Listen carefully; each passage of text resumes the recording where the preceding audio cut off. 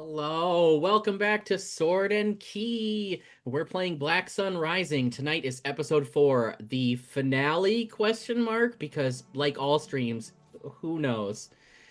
Tonight we are raising money. We are raising money for the Trans Latin Coalition, which is a grassroots movement led by a group of transgender, gender expansive and intersex TGI immigrant women in Los Angeles, California. They use their funding to expand services through Los Angeles County to break down barriers to essential services and ensure all TGI individuals have access to comprehensive resources they need to thrive. We are currently at $285 towards the next goal of $300. If we hit that goal, we'll do another giveaway for a Friday Tea gift card.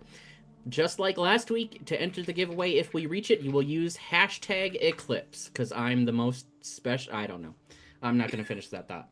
In that regard, you can donate to the game. $5, you can add a +1 to a character's roll. $10, you can add a die to a character's roll or subtract a die from a character's roll. I will get to use that against them. $15, you can gift a reroll. $20, you can advance the clock.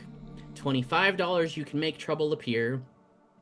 And for $100 once per episode, this is your last chance, theoretically, you can make a sign of the apocalypse happen. Now, before we dive in, let's do introductions. And tonight we'll start with Madamava. Hello, my darlings and dears. It's your Madam Ava here. Tonight I'm going to be playing Rita, your pan-romantic. Both you, she, her pronouns. And let's see if I can kill someone today. She's been wanting to kill someone for 30 years. Popcorning it over to Delilah. Wanted to see who is one of the characters I may want to kill.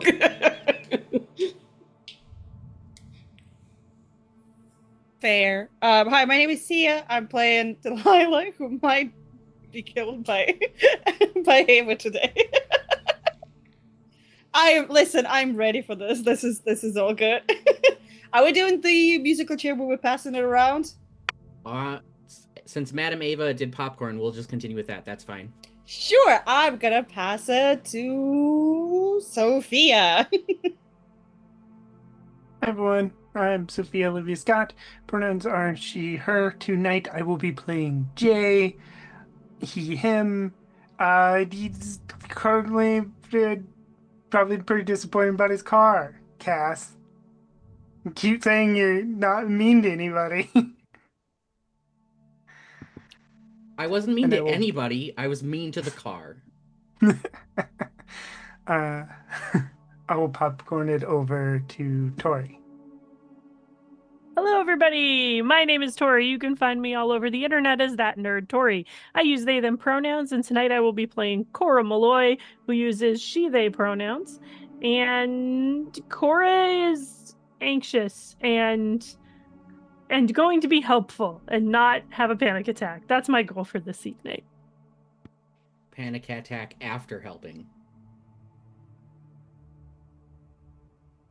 And that leaves us last but not least with Kit. That's me. I am Kit. You can find me everywhere on the internet at KitRoll. Pronouns they, them, if you'd be so kind. And tonight I will be playing Alice, everyone's favorite problem child. Pronouns she, her. And I'm your GM for tonight. My name is Cassiopeia. I am all of the things that lurk in the dark at 4 a.m. when you wish you could go to sleep, and instead you think about, 30 years ago, that thing you said, and it keeps you up at night.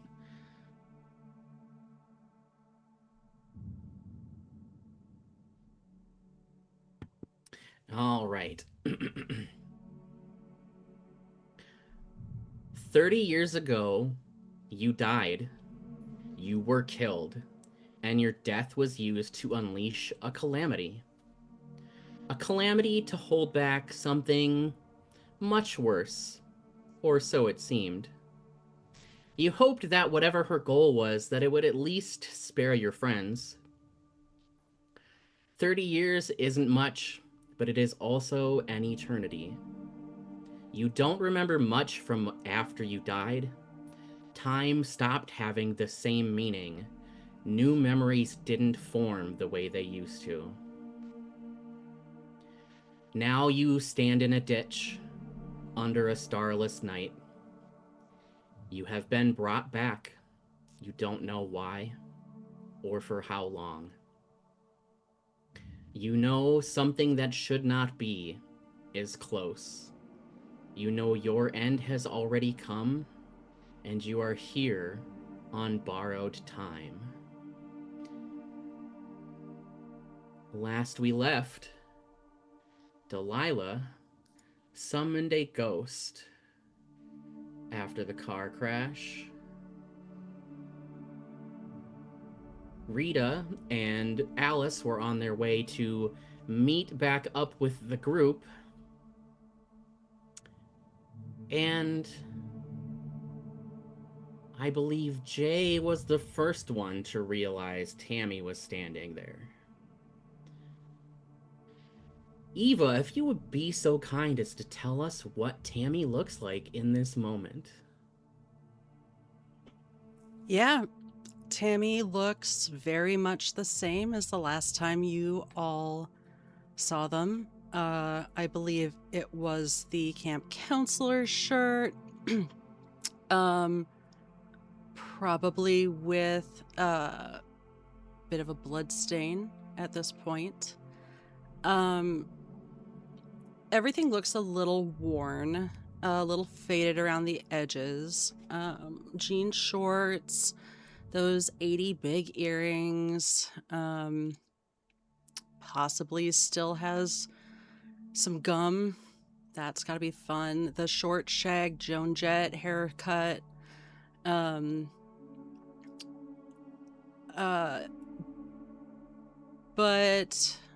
the makeup's run a little bit, not too gory, not too, not explicit, but, not too gross, but definitely not super fresh.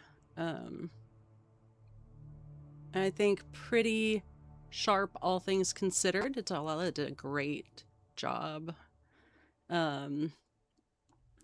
But every once in a while, just a little blurred around the edges, a little things don't flow quite right with the movements.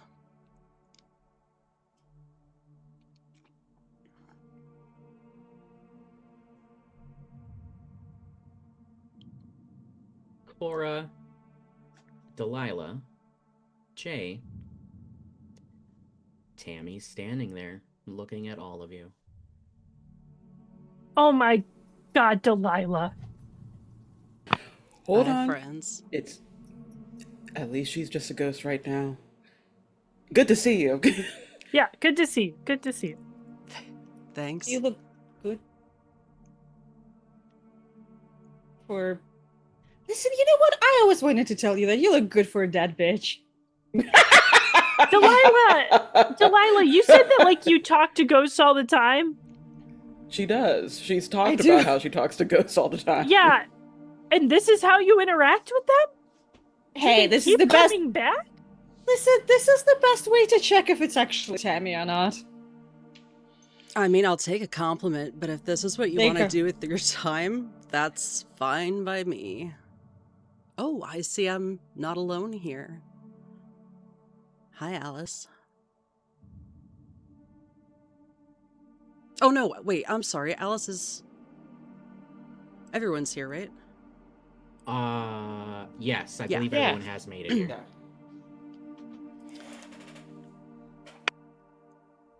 I stand by that then. Hi, Alice. Hi, Tammy.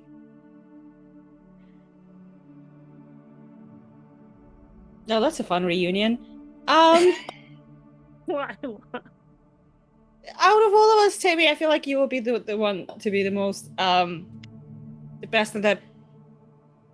Is there anyone around us? Any bullshit looking at us around? as I am trying to climb out of the stupid car. Beautiful car, but like stupid backseat.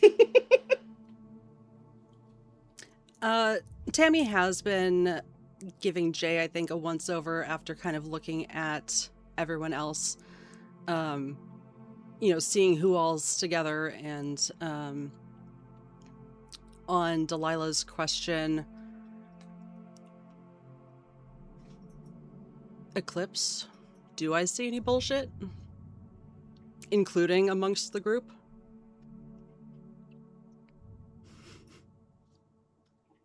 Love you all.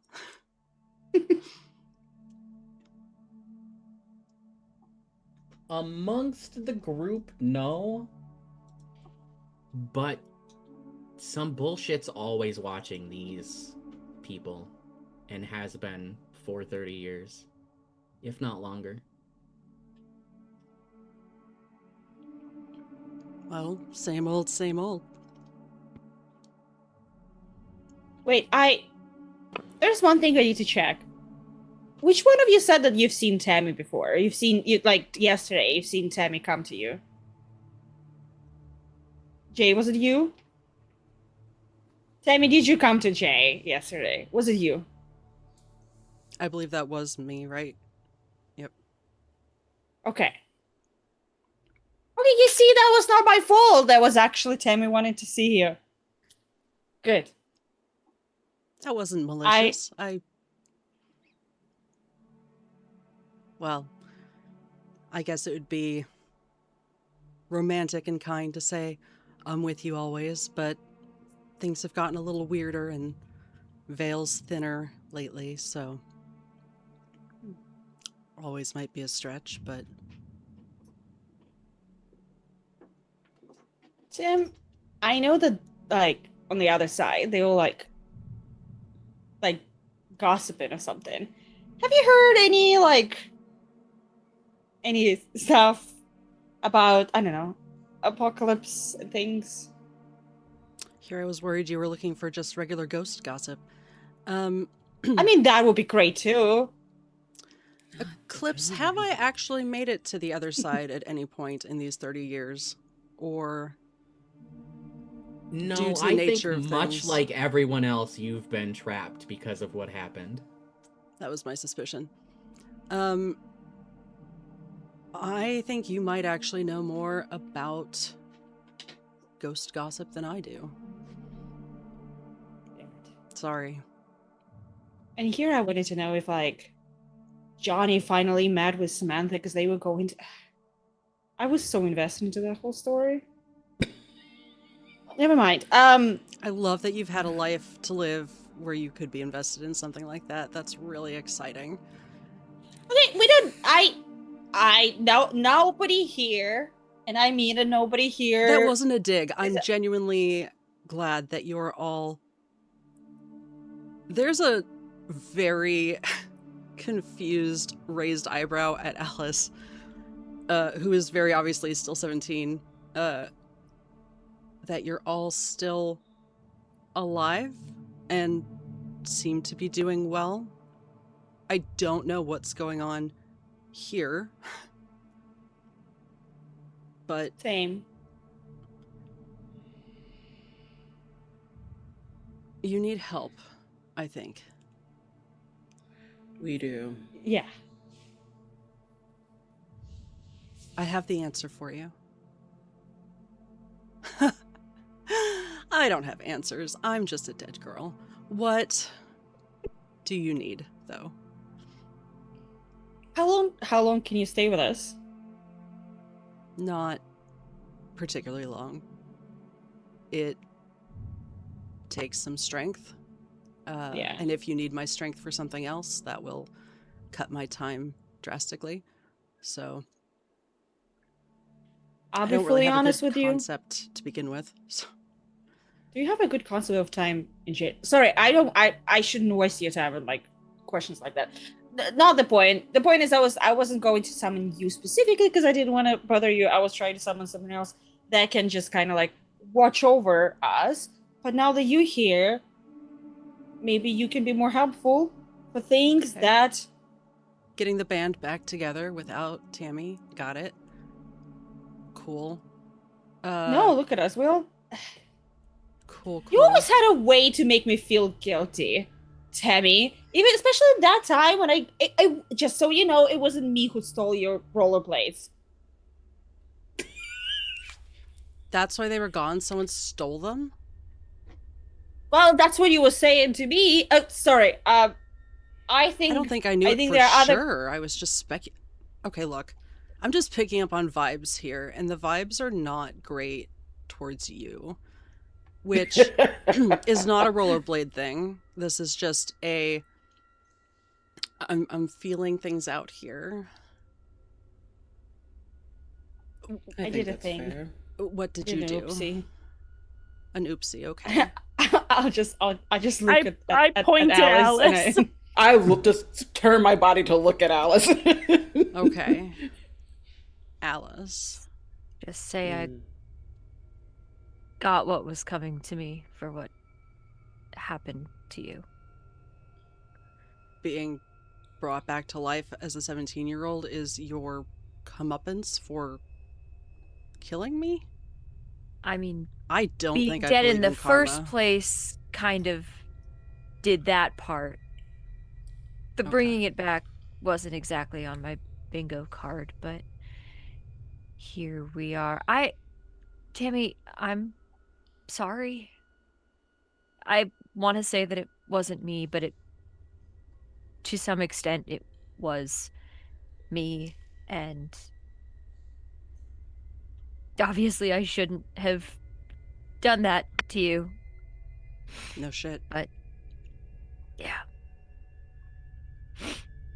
Don't worry, I didn't last much longer than you did. I take it you had reasons, though. Something Fucking else better had have had reasons. reasons. Something else had reasons, and I had a friend that was asking things.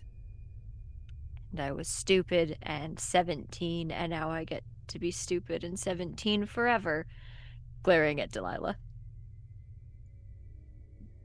But it feels like you're... what? Here to fix things? If that's what people want me back for. I mean, Delilah mentioned the end of the world, so this feels like big shit. It does. It does feel like big shit. It feels like big shit that maybe we shouldn't have been... Maybe I shouldn't have been messing with in the first place, but then maybe we shouldn't have, like, continued to mess with. Just sort of... I want to be clear, sort of airing that out in front of everybody. But we have been. Shit has been messed with. It is of my opinion that we stop messing with shit and fix it. We'll see if we can make that happen. Or it'll just be summer camp all over again. And if that's the case, I guess I'm glad we got the band back together. So what's your plan? They're gonna look around the group. I'm gonna look at Ava and Cora. It seems that Rita. It seems that there's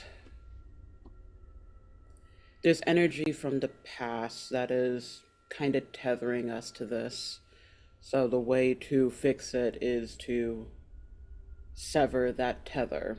But with that in mind, with how vague magic can be, the most obvious answer to that is going back to the past, which not as unlikely with everything happening now, but still is a how do that?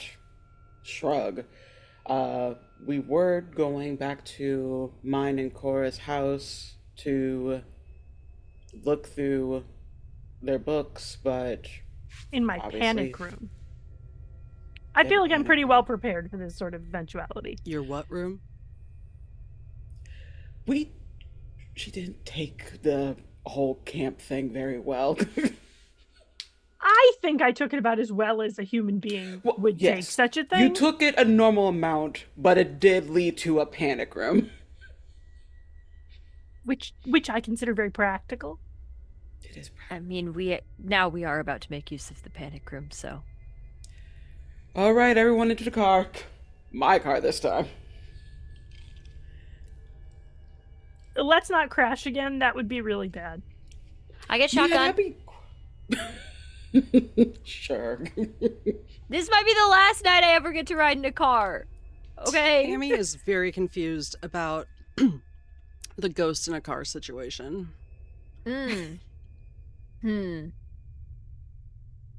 Huh. Yeah, how do we do this? If you haunt the car, do you move with the car? Do you have to specifically haunt the car? How fast does a ghost go? Is it like a fly in a car situation? These are the real questions. I think, well... Can I incorporealize? I don't think that's a real word. And just, like, follow them spiritually to reappear wherever they are. Or you should, like, possess tether one to of us? me. Does that help? I mean, like, Yeah, possess Tammy's Delilah. tethered to me, like, and she's like a kite, like, you know, just flying over the car.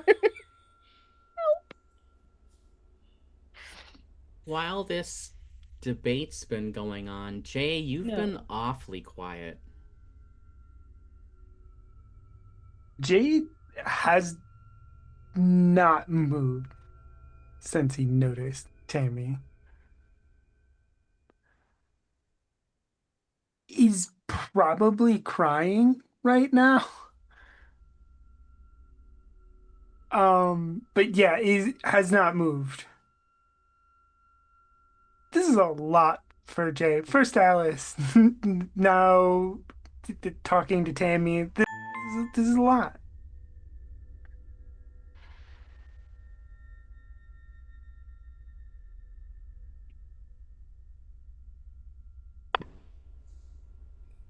Jay, are you okay? Well, how are you holding up? I think that may be a better question to ask you.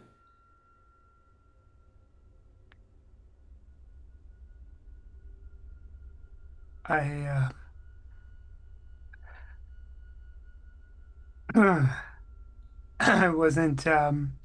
wasn't prepared. I just need a moment. That's fine. I think as Tammy moves off to the Delilah tether, or however we're doing this, and kind of fades out for the moment, Jay, you feel like a slight warm breeze.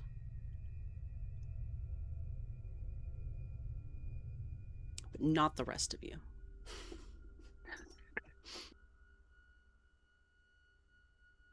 As for how haunting the car is going to work, I mean, clearly, yes, Tammy is tethered to Delilah, much like if you go ghost hunting, you can bring something back with you if you're not careful.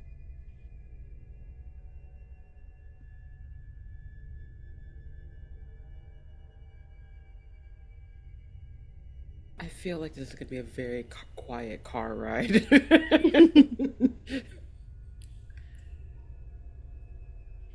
Chat could donate and make it a very unquiet car ride by having trouble Stop. happen. I mean, do No. donate, but like, Cass.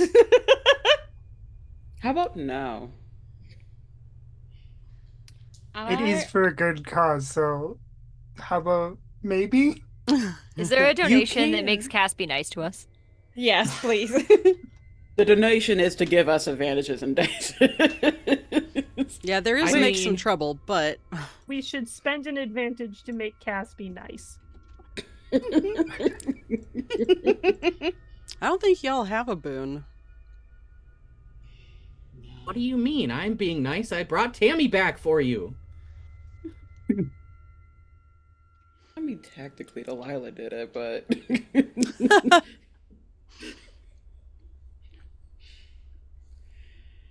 I want to Do say, I as run we into are. ghosts? So go ahead. Do I run into any ghosts?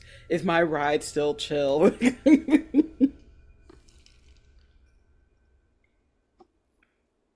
Is Michael there? Or Michael and I just having Ooh. like a totally normal, chill conversation, like in our little extra space, and everyone else is Yeah, just super awkward. because I don't think I told him to stay at the house. So yeah, he's probably there. We're hearing one side of this conversation like a phone call. Yeah. I think that yes, much Tammy's tether with Delilah is probably God, that makes it more not the awkward. same, but similar to Michael's tether with Rita. And so Michael and Tammy perceive each other even if you're incorporeal. Me and Michael look at each other, and be like, "Hey!" Hey, how long you in for? Tactically eternity. Who you tied to? Go stuff. My wife. Isn't she beautiful?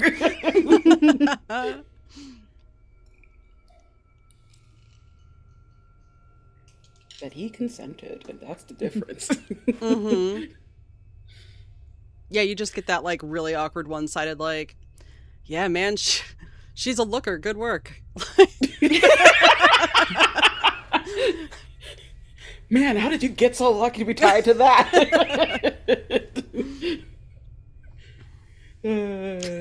What's a ghost gotta do?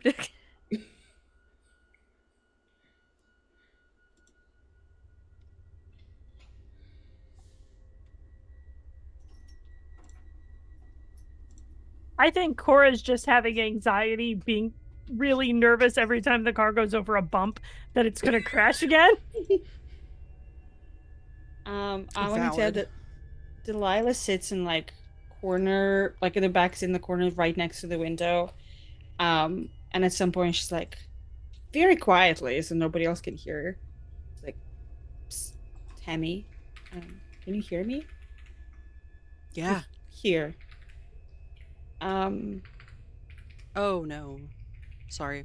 We have make trouble up here. Damn it! Who did it? Who did it? I'm not mad, I'm just disappointed. I'm kidding. Sorry, I will open that giveaway hashtag eclipse as Delilah asks this question.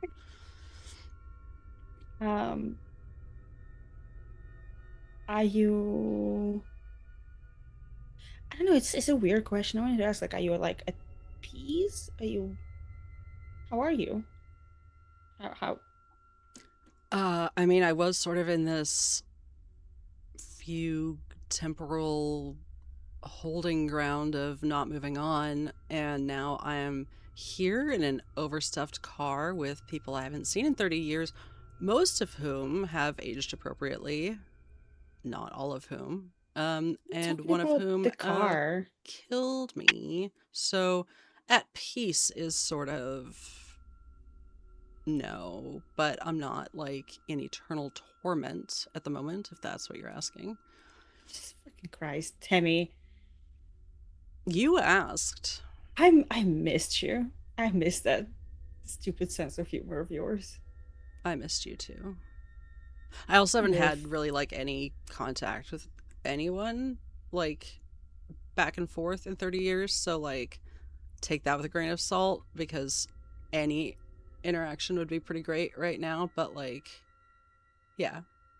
That's I very did miss you. that's very you to say something nice and then immediately backpedal on that. I'm just managing expectations. That's what you always said when I did a good good roll derby circle. You're like, you did good, You could do but better. not as good as me. Yep. It's been really fucking lonely without you. Still skating. No. I don't know why you say it like that. It's a thing you could have done. My back hurts just from getting up from bed. That sucks. I know. Why? I'm 45, Tammy. Jesus. I know. I'm like older than my mom was when we were like when you died. You weren't Is 15. it an insensitive thing to say? What? Wasn't Alice the baby? Not a math gay, sorry. not gonna fact check in real time. 45. Yeah, I know. Maybe my math is bad. I'm above the table, but I'm gonna say it's for. Man, you've like voted and stuff, huh? Yeah. One time really badly, but we're not talking about it. How badly can you vote? Isn't it just like... Let's not talk about it. Okay.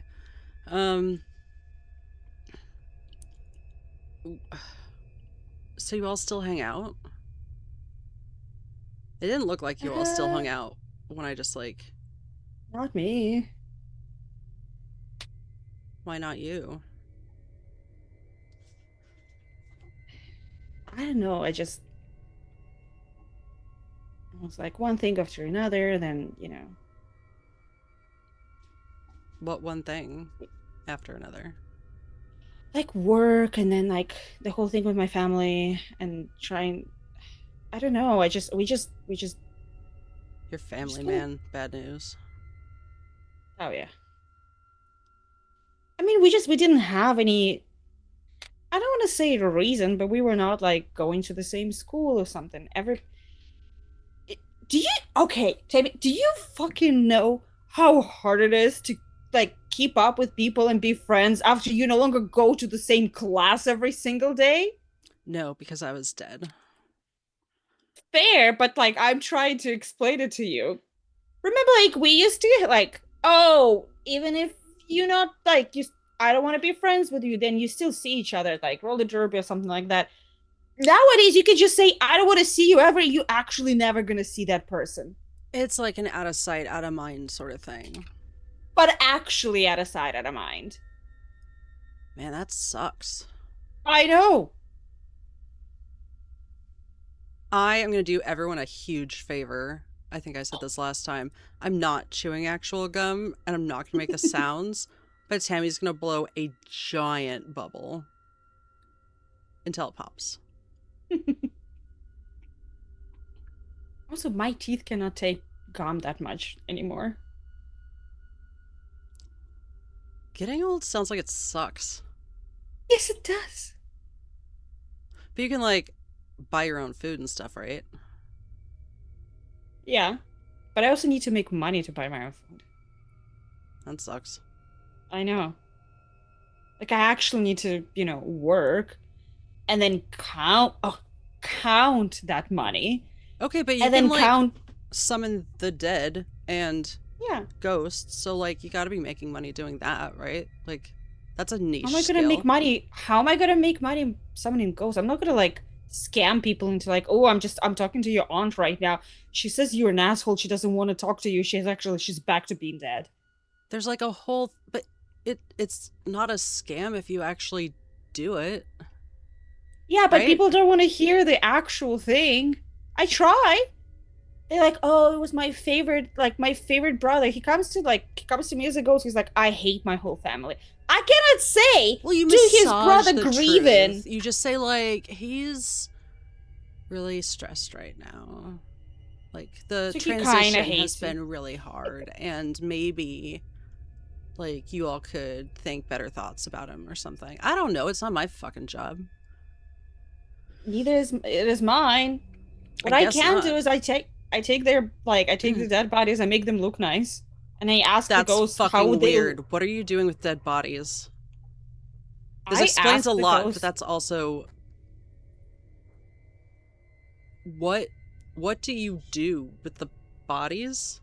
Well, so basically, some people want to like, how like they have those like open casket, like so like sometimes they want to Oh, do you're like, like okay. Oh god. Okay, it's like an actual job. It's not like a weird an thing. actual job. Oh, I'm thank not God. digging bodies out of the grave. I don't know. Tammy. Some people do. There were those two Scottish dudes.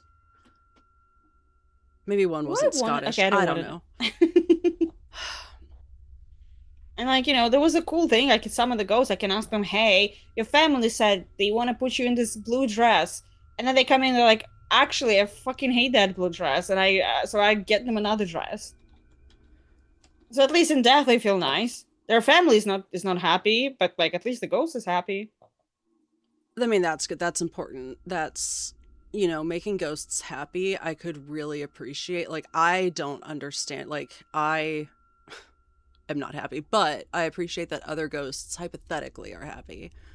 Out of curiosity, what is Rita's speed versus the speed limit? I do fully believe Rita is like a safe driver, but that is not my question. I think because of the accident, she is going at the speed limit, maybe 5 to 10 over. But at the very least, she wants to make sure that if a ghost appears, she does have a easier way to just stop instead of speeding through. I think, and Cass, please tell me if this is outside my wheelhouse, but just given Rita's background and all that, like, the minute you hit like 6 over, you can feel the tension as Tammy is getting stressed out. Oh. I'll just ease back on that. Addressing the group,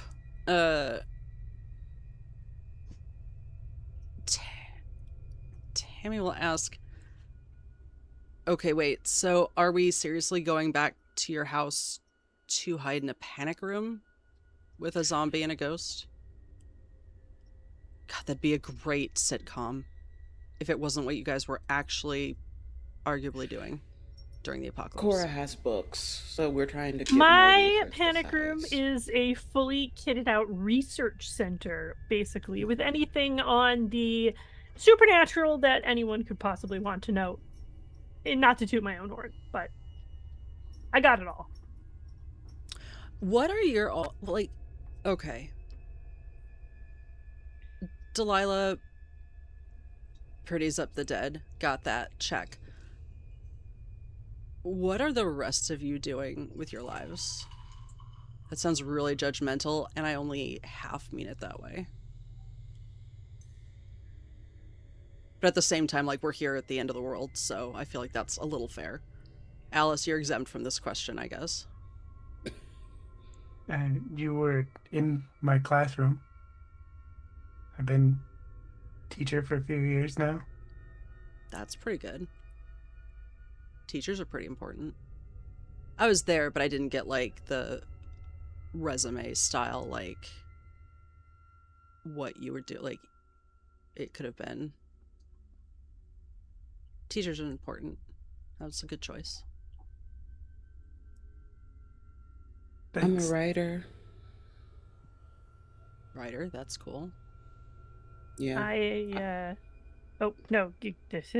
Mine's lame. I think I've been having a bit more feelings and connection to what happened to us. Not really making sense of it, but taking some inspiration and writing it kind of helped with processing what I could remember. So, apparently successful enough because people like horror stories now. That sounds about right. Oh, I work at a nonprofit. Helps kids who have seen some shit. That also sounds pretty important. I'm confused about the nonprofit part and how that makes it a job. But Nonprofits do make money. They have operating costs, and one of the operating costs is paying employees. it feels like it's right there in the title. That's really confusing, but it does sound really important, so, like, whatever you want to call it, that's cool.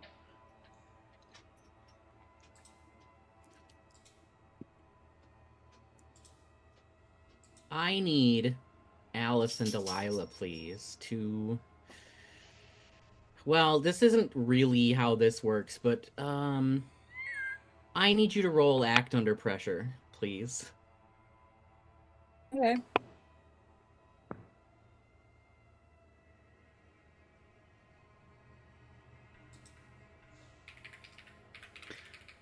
Oh my god. Yes. And in the interest of fairness, you need to get a 10. You need a success. Okay. That's I could- boxcars, baby girl. Oh wait, I have plus 13. 1. 10.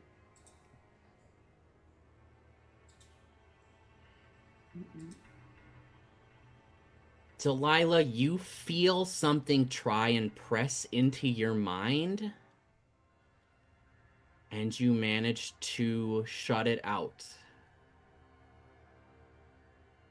Alice,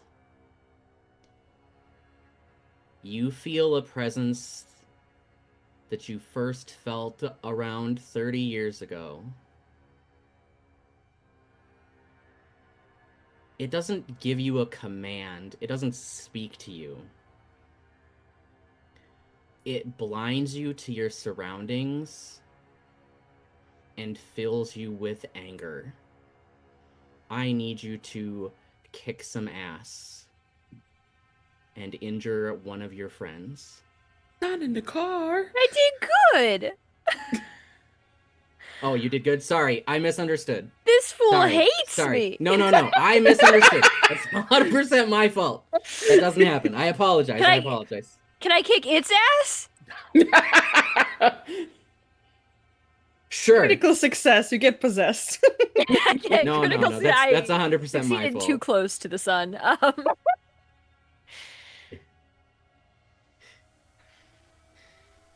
Yeah, we'll do that. So yeah, it tries to take over you and may force you to injure your friends. What do you do with your critical success? I grab it back. I force it in here with me. You have to be in my fucked up mind now. I was about to say, are you forcing it in the car? I don't know No. if we have enough Yeah, room. that sounds bad. We're not doing clown car physics. We simply cannot. I'm not strong enough. But I This will car can sort only of fit so many ghosts. whatever like the mental spiritual version of like a suplex is, that's what's happening in Alice's mind. It's like, I can handle you. You're in here with me now, motherfucker.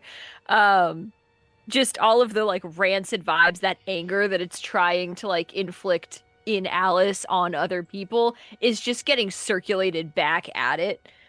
So Alice is sitting in the passenger seat, just like a steaming husk of rage, trying to boil this thing alive in anger in her mind. I do think I love that. I love that. I do think though everyone else in the car, the temperature rises by like 5 degrees and it's coming off of Alice. Gonna just turn the AC up a little bit. Hope everyone's feeling okay. I hope everyone's good with that temperature. Okay. Imagine with the cold air, Alice's ears start steaming. Yeah. Flames on the side of my face. And in her hands, because you've seen the glowy red hands before. I think they're just sort of like balled up in her lap and like singeing a hole in her jean shorts. Alice, I'm going to be honest. I never considered you the hot one, but also, what the fuck was that?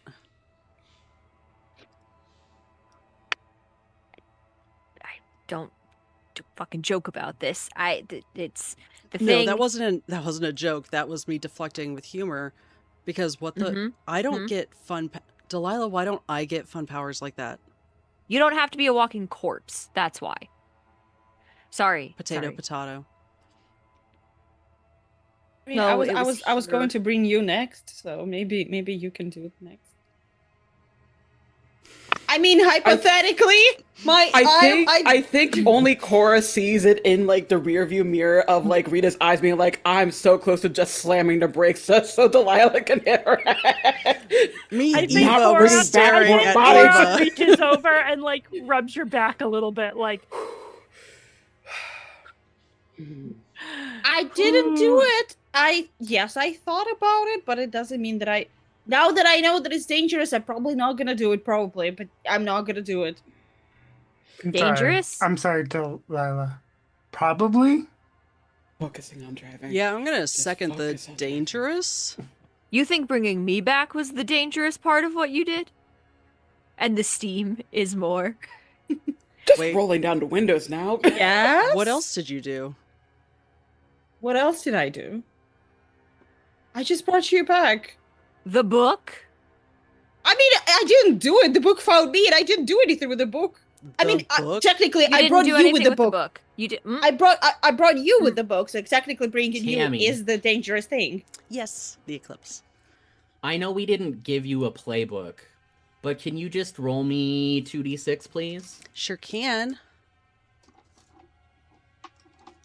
I'm gonna roll a bisexual d6 and one of my long dog d6s.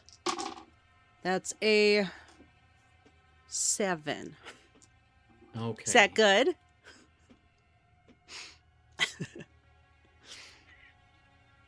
I think you get a feeling of what's happening to Alice just based on your new perception of reality and energy. And I think you can tell that maybe time is running out faster than the group thinks. Hey, how far away is this panic room? Eclipse, you gotta tell me. I've been doing my damnedest to get us to this house. We are traveling in real time. I understand, but you're traveling at the speed of plot because conversations are happening and it's too good to let them not happen. Yeah, fair. I know. I just ask because the clock is ticking. I think Oh, yeah. I can't be the only one that feels that, but whatever you're doing has to happen. If not now, your next step.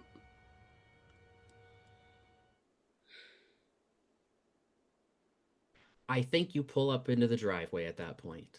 Oh, thank God. Alice is out of the car, storming up to the house. I don't have the keys. I don't live here. Doesn't matter. Please don't break my door. As Alice walks up the driveway and the front walk and this, I'm assuming, a step or two, there are burn marks on the ground, but not in the shape of footprints as shoes, in the shape of feet, bone, each little piece of bone that would press down.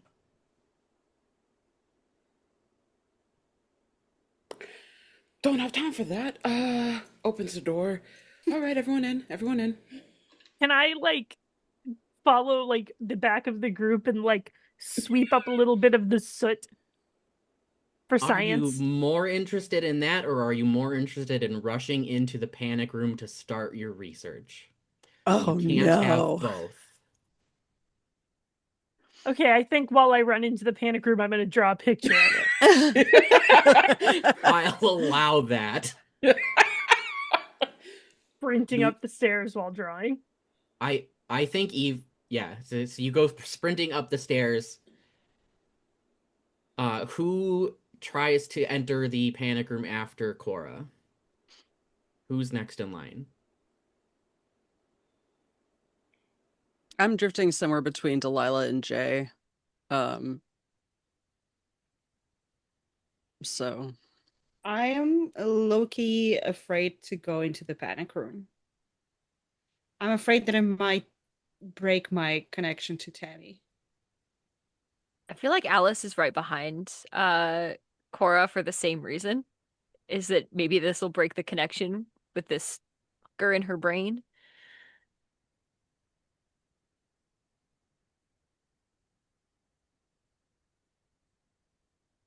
Let's see.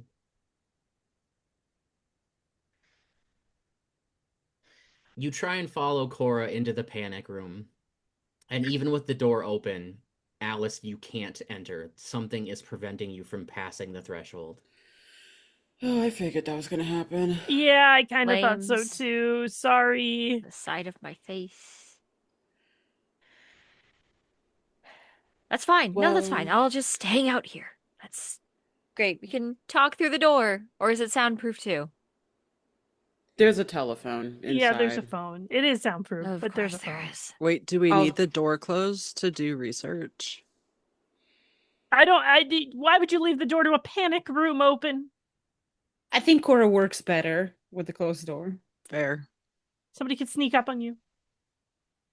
I'll lead Alice to where the connecting phone is, and I'll also let Alice know, hey, when we were here earlier, I didn't feel like there was someone around, but it also felt like something was off. So just be mindful of that while you're out here. But all you have to do is just press these two buttons and then you can call in. Thank you. Of course. Did you? Yeah, you can like protect us from out here. Do you Do you have swords? You seem like the kind of people that have swords now. You do kind of feel like no. the people who would have swords. I think Jay's the kind of person who would have swords. I feel like all Have of a you are the dag- kind of people who would have swords now. I have daggers, but not swords. That also tracks. In a cool way, to be clear. Oh, thank you. Is there a fireplace in the house? Are we that cool? Yes, there is. If we have yes. enough money to afford a panic room, this is a nicer house. This is Do you have an ice 2.5 dispenser on paychecks. your refrigerator? Yes, we do. That's so cool. Bougie. There's a pool. Was that a thing in the 80s? Were there fridges with ice dispensers in the 80s? I think for the rich people, maybe. Yeah. That might have been 100%. late I could- 80s, early 90s. If this were a different game, I could imagine Tammy as a ghost just hanging out in the house, pushing the button to make ice at all hours of the day. 1,000%. I'm so sorry. Michael would have You're to be so there, real like for that. slapping my hand away to make Yeah, me stop. you know, it's Girl. when you live with the haunting and you're like, oh, that's just the ghost. Don't worry about it. But it's the ice machine showering the floor with Constantly. ice. Tammy died in the 80s. They didn't have the chance to really experience this. I get it. There's just always a puddle in the kitchen floor. It's like, Tammy. But Jay, you were about to say something?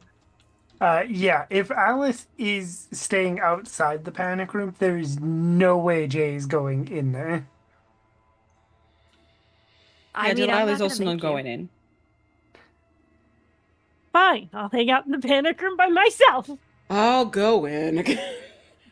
Michael, you can stay out here, obviously.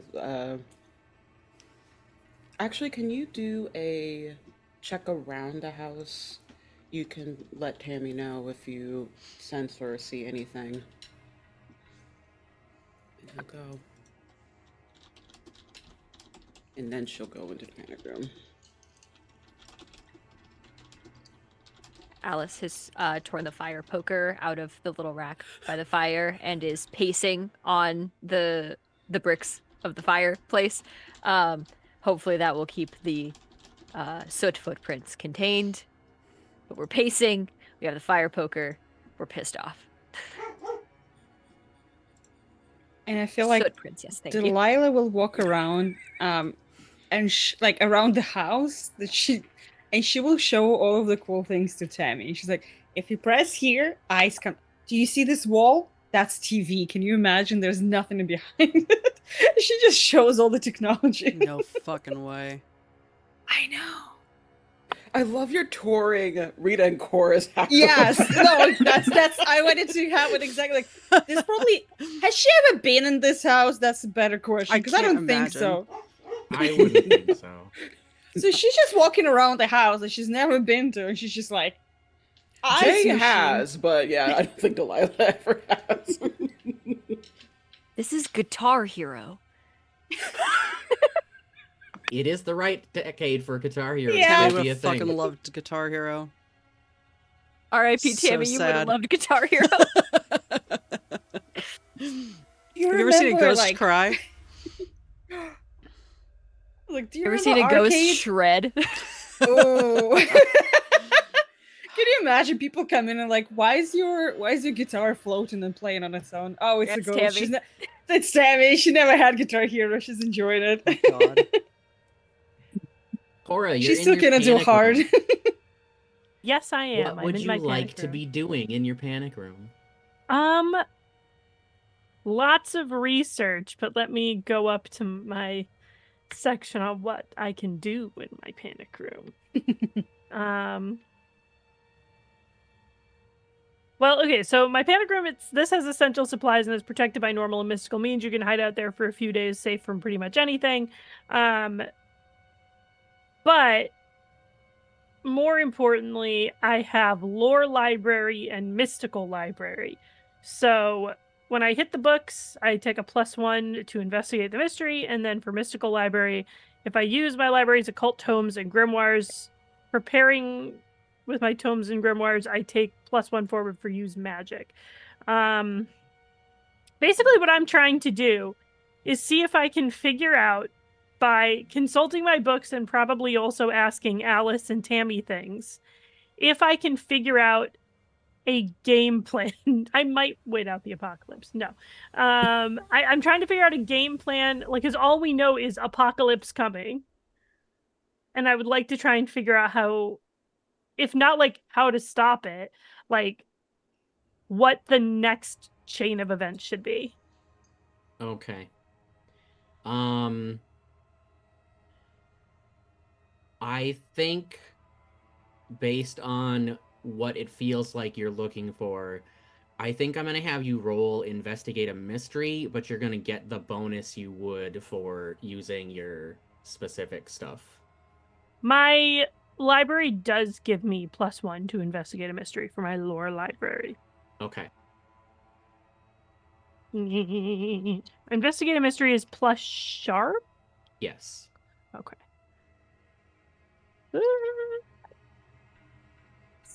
6 plus, yes, 8, 9? Okay. That's pretty So good. that's pretty good. On a 7 to 9, the rules is written, you can ask one of the following questions, but being that this is our finale, quote unquote, and these might not necessarily fit. Hmm.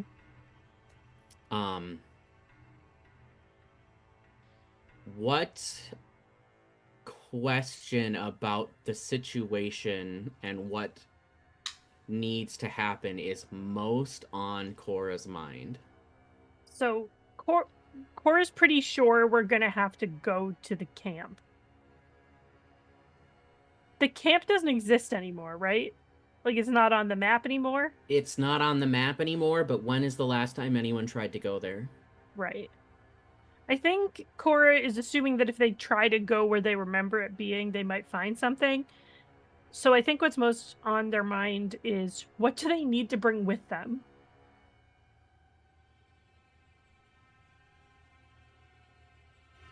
So that they can be safe and also stop this shit. I don't know that there's anything you can really bring with you to be safe. Just the nature of all the pieces of the puzzle swirling around. Right. Going back to Wood Lake is dangerous. Letting the apocalypse happen, also dangerous. But, like, I guess, what should we bring for this situation?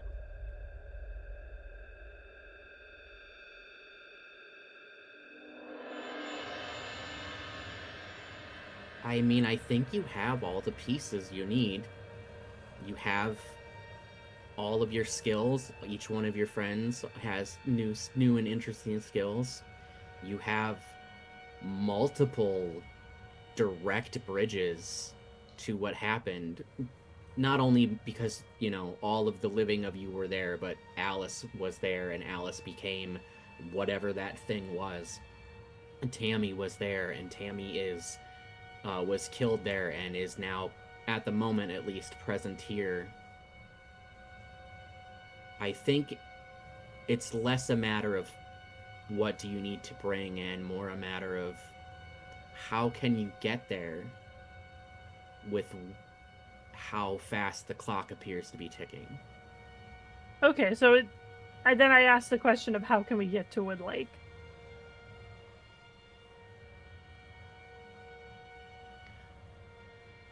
Based on your expertise and your research,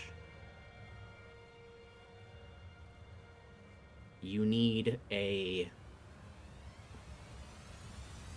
one of the tethers, one of the bridges,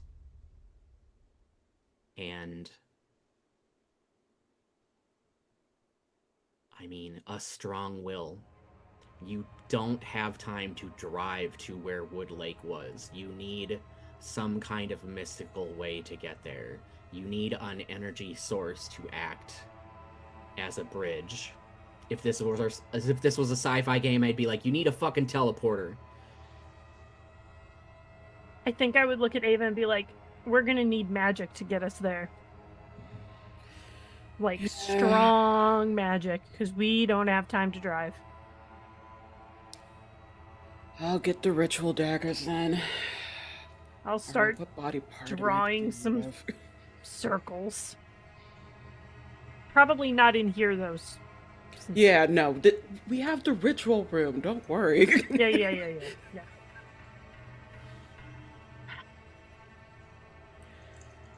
I think she'll go back out.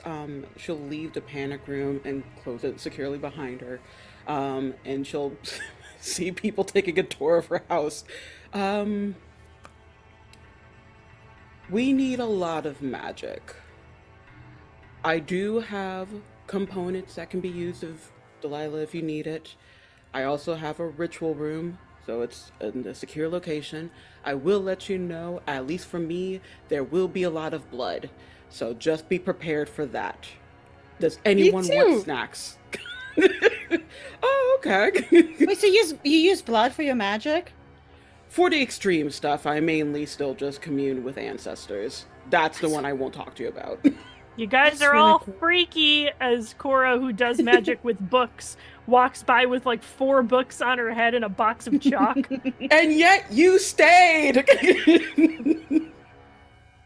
You platonic freak. I would love a snack, but since I can't do that, maybe actually, I can hold on. No, contribute to the I ritual. got you. Is there any... What are you feeling peckish for?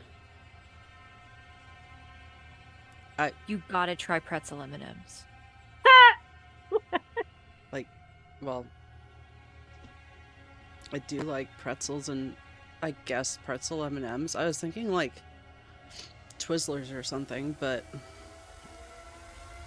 I have Twizzlers, and then I also have pretzels with, and then also M&Ms separately, but we can combine them. It's like a trail mix. it Rita doesn't will go sound like to what the- Alice was talking about. Yeah, it's as close as we can for right now. She's gonna go into the kitchen and she's gonna put out a bowl. I'm not gonna do the Twizzlers. That smells horrific when you burn them.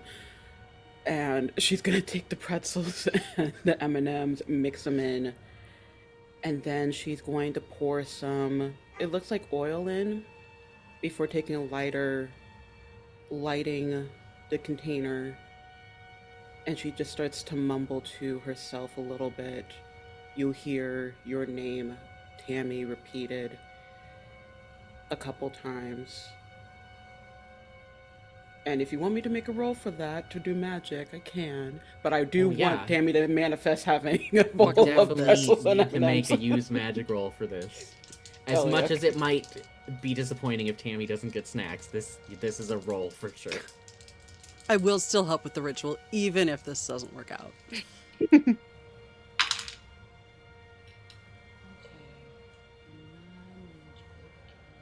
need to double check this.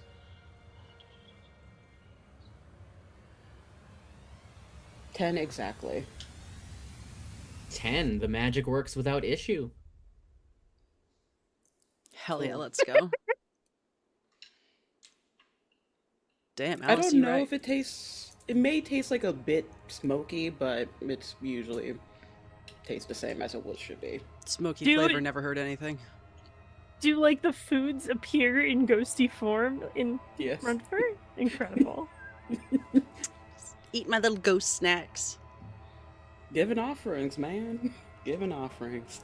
Rita, you gotta teach me that. I have like, I always feel so bad whenever the ghosts come in and I cannot share the snacks with them while we're watching TV. Like, this is so cool.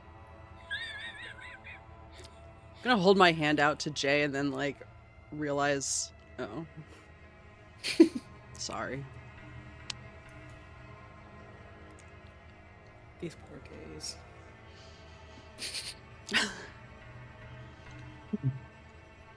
All right. All right, let's get Blood and this ritual snacks. room Let's go. started.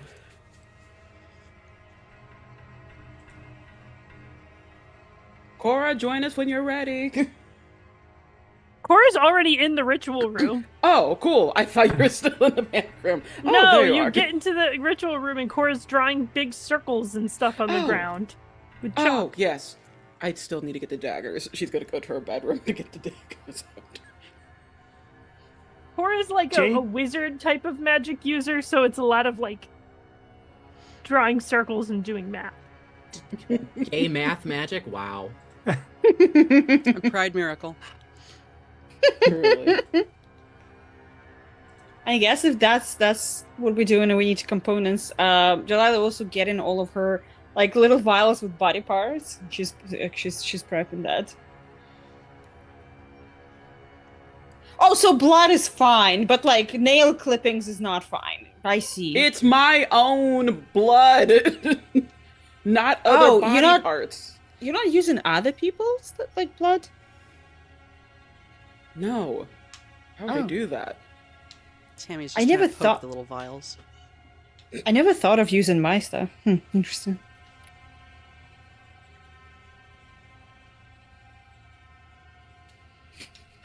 Jay, you had been about to say something? Yeah, Jade does not have any magic, and is just like keeps peeking. Has just been like peeking out the window, like looking at the street this whole time, and then will at some point just like watching Alice as well, just be like, "Are you okay? What happened in the car?" Fine. I think it knows what we're doing, or has some idea it's trying to come back. I'm not letting it win again.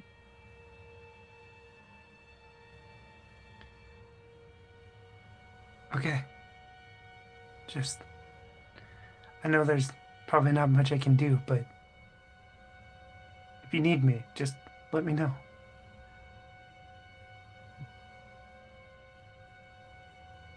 I think Alice will sort of pull Jay a couple steps away from the circle, just getting a little out of earshot, trying not to start shit. If things go screwy again, like they did, I've seen what you brought to Delilah's house. Don't let me hurt them again.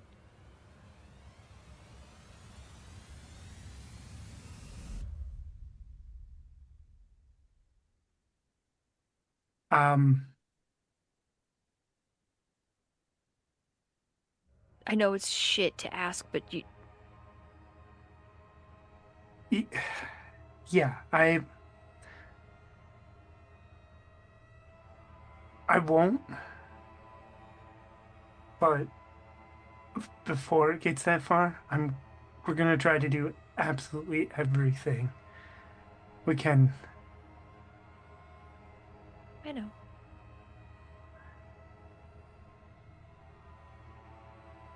But yeah, if we need to, if I need to, I'll make sure you don't hurt them. Good. But we're gonna kick this thing's ass first, right?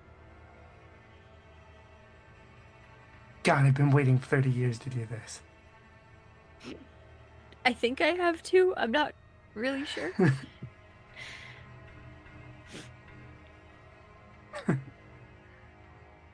Yeah. And we'll just like, because like all of this stuff is going on, we'll just like give like a half hug. There's a second of hesitation where she's like, I know I've been burning holes in the floor, like maybe don't touch me. but if it's fine and Jay does not start smoking immediately, I think she just sort of like plonks her forehead on his shoulder. And I think you can tell in that moment, like, she is made of magic and bones, but she is 17 and she is exhausted and all of this sucks and she just wants to go home. And that probably feels the most familiar that your sister has in a while.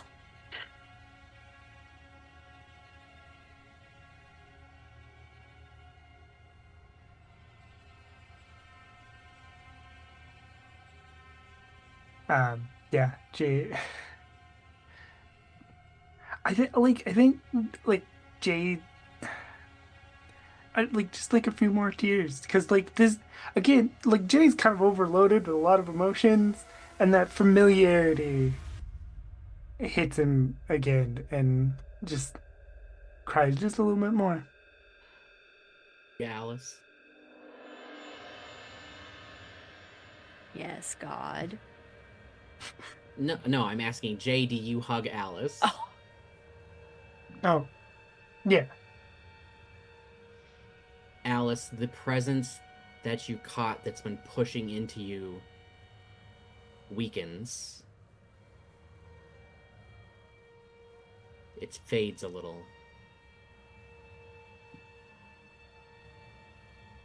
Without even thinking, like registering the connection between those two things, Alice is like squeezing Jay tight. And she is stronger now than she was when she was 17 for realsies. But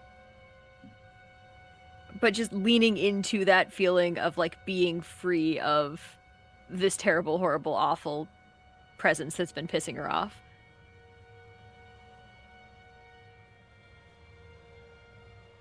Yeah, I mean if Alice is like squeezing harder, like Jay is also gonna like squeeze a little harder too because just like it's that moment of like this is that kind of hug and just you know go for it. I think there's probably a second where there's a concern about ribs and the sturdiness and sanctity of them. But we reel it in. We keep it under control. I mean, I don't know about Jay's ribs, but yours can always be put back. Yeah, mine are fine. I'm not worried about mine. I am worried about Jay's. All right, I think we're gonna leave the two of you in that hug for just a moment.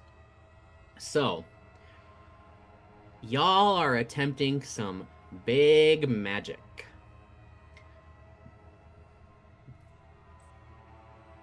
I think the way I'm going to do this is with Cora, Delilah, and Rita all being involved in the actual, like, construction of the spell and the ritual. I think what we're gonna do is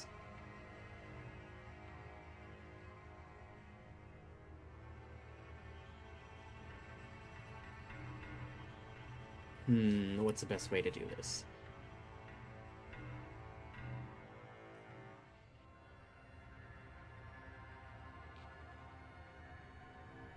Okay, so the three of you are definitely involved. Who is in charge, for lack of a better term, at the point? Like, who is taking point in the endeavor? Is it Cora because they were first to the ritual there and they're like drawing circles and stuff? I think it's Rita. Yeah, Rita knows more about magic. Cora can do the theoreticals and the like practical bits, but Rita's the one with the power. Okay. So here's what we're gonna do. Everybody that's helping either power it through their magical energy or construction with Rita, I want you to roll a d6 and add your weird. 1d6? Actually, no, here's what we're gonna do. You're going to all roll use magic, and depending on how many successes we get or how many failures we get, that will help or hinder Rita being the point person ultimately cast the spell. Does that make sense? Mm-hmm. Can I add my Before- rage as fuel to the fire? I mean, you're made of blood and magic, yes. We love to see it. Before I do any rolls, did Michael catch anything outside? Because if everything seems clear, she wants to summon him back to assist with this for her. Everything is strangely calm.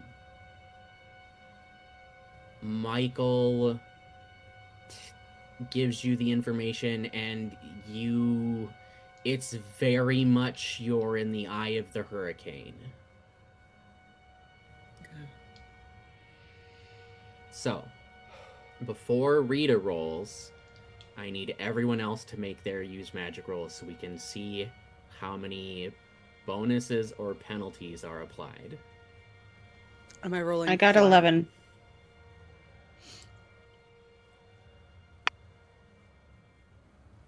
Yes, you can roll flat, Tammy, since we didn't give you a playbook. Can I add my +1 from my mystical library? Sure, why not? Yeah. Tammy has a 9.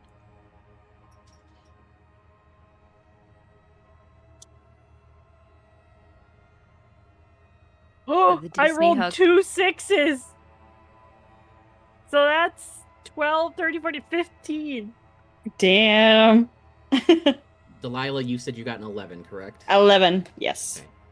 Okay. Alice. So that's good that you guys all rolled super good, and I love that for you. The Disney hug was too powerful. I did roll snake eyes +1, so that's a 3. All of the rage has dissipated from my terrible, awful body. Okay. Well, 2 successes, 2 failures. Rita, you're gonna roll flat.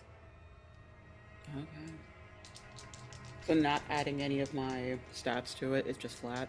No, you can add your stats. I mean, you don't have Okay. any bonuses. Cool. We got the same Even amount though of I got a bonuses. 15? Yeah, you got a critical success. You got a success. Wow.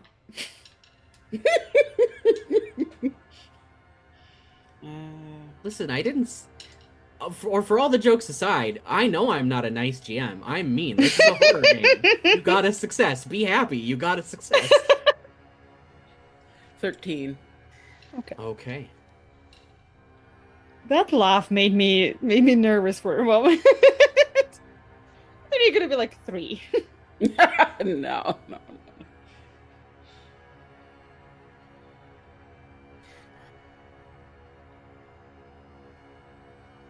Your spell works. The ritual to get back to Wood Lake works. But I think with how rushed this is, it takes more energy to supply it than you expected.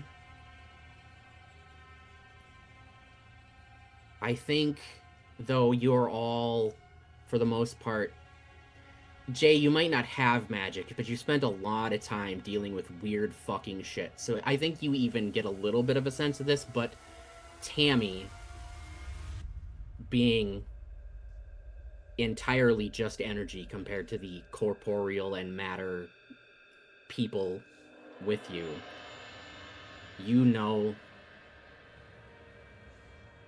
a sacrifice needs to be made for this to succeed. I did have a bodily harm offer for this because I figured this was going to happen. Which is also why Michael's helping.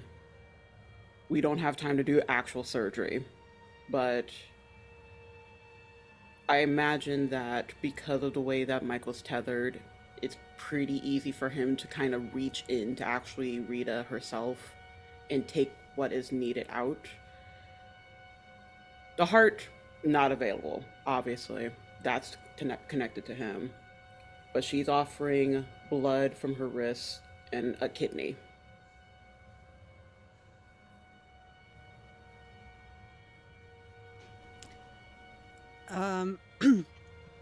I think Tammy, maybe part of why Jay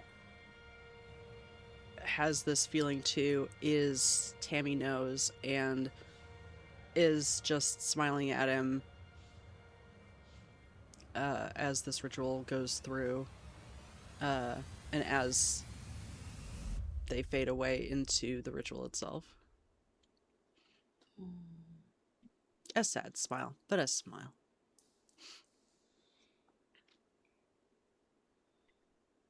Tammy's energy is absorbed by the ritual. One moment you're standing in the... I mean, you had to put the ritual room in the basement, I'm guessing. You're standing in the basement of Rita and Michael and Cora's house. And the next moment, you're standing in a place that you had forgotten. A place that shouldn't exist. Not Wood Lake, the camp that you remember from your childhood, but that strange place from the very end. The moon is gigantic on the horizon, reflecting into the endless watery expanse that you see underneath your feet. The campgrounds, the island, all of that suspended above you, much like Cora saw before the car crash. And you all stand there, and there's a shape in the moon. A shape that used to be Alice before she became what that was, before she was brought back. Now, you stand there and you see a second shape, slightly different, and then a third, and then a fourth. You haven't seen any of these before, but you can sense, you can understand whatever these manifestations are. They are versions of you if you had been the ones taken by the entity 30 years ago. And that's where we'll go to break. Yikes. All right. We will be taking a short break, about 10 minutes or so, and we will come back. Everyone get up, stretch, get your drinks, get some meds if you need them. I don't know what time of day it is for you. I believe it was mentioned earlier that we hit our goal because of the donations, so we'll be running that giveaway later tonight. And we hope to see you back here soon.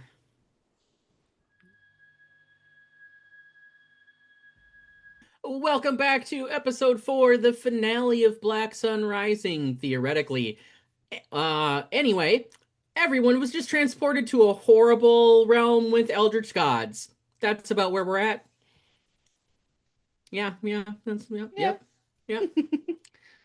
All right. I have a question for everyone. Before the ritual started, who had taken harm?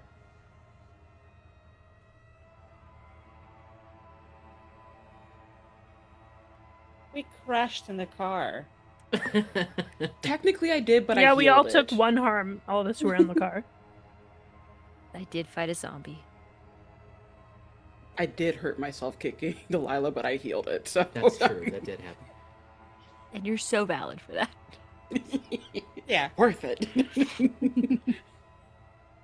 Because of what's about to happen, I'm going to say that the little bit of downtime you received while Cora was researching and before the ritual started, you can all mark off one harm as you've healed it. If you have more than one harm, you will keep whatever's left, but you can all mark one back.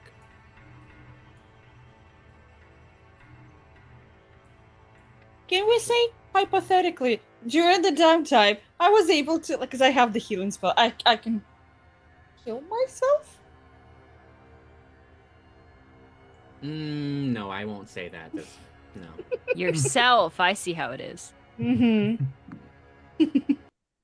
I'm gonna be honest, Cass. I'm a little suspicious of this. This is like getting extra ammo in a video game. Listen, above table, you told me Jay wants to fight a fucking elder god, and this is what you're gonna fucking do. So sue me if I'm trying You're gonna to fight that elder god and you're sue gonna me like it! if I'm trying to be a nice GM at the end of the fucking line here. During the downtime, is it possible that I could have done any bonding time with Michael?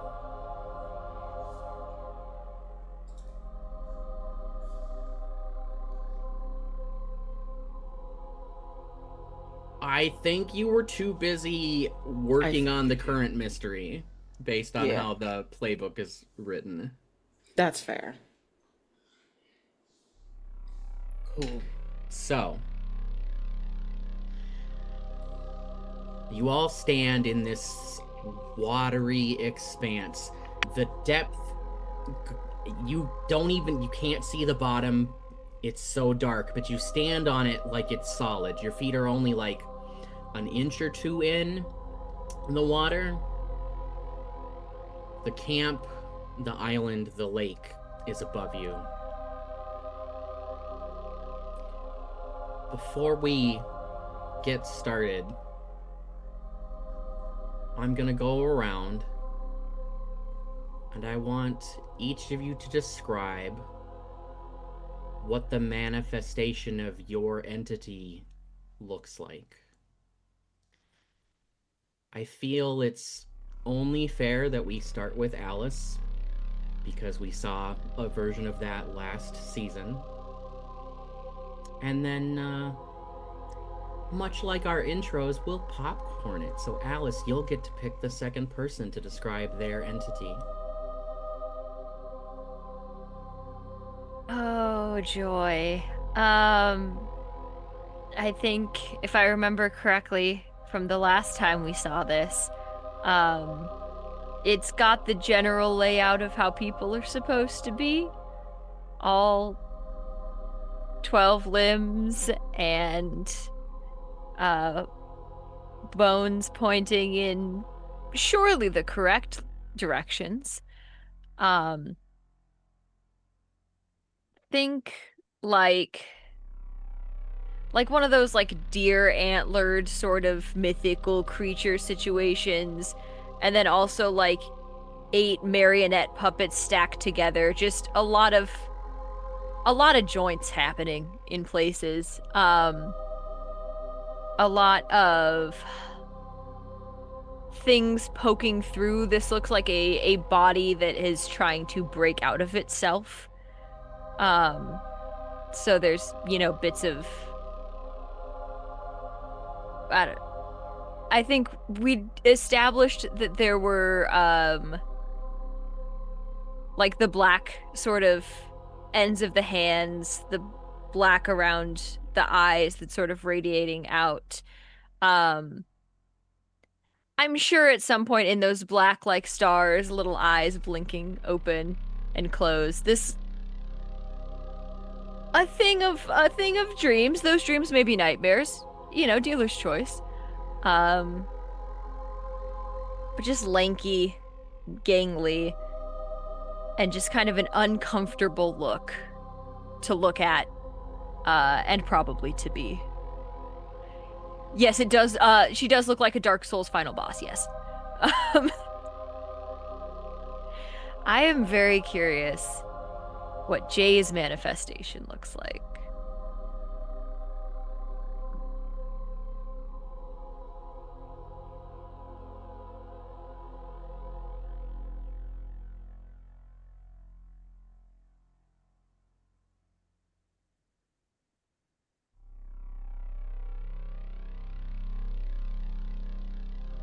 Yes, I guess I have a question.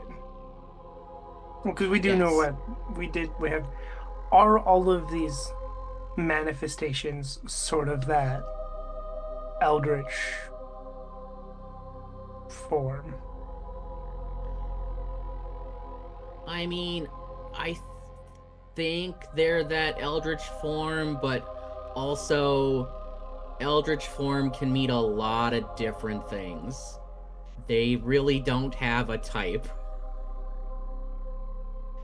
Because, Cthulhu is a humanoid with an octopus head and wings, and there's the one that's just like a. I forget what the eldritch deity is, but it's basically the gibbering mouth from D&D, where it's literally just a mass of eyes and mouths and other shit like that. Like, they run the gamut of horrible to terrible. Take your pick.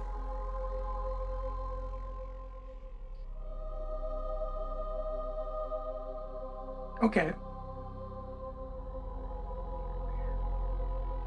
I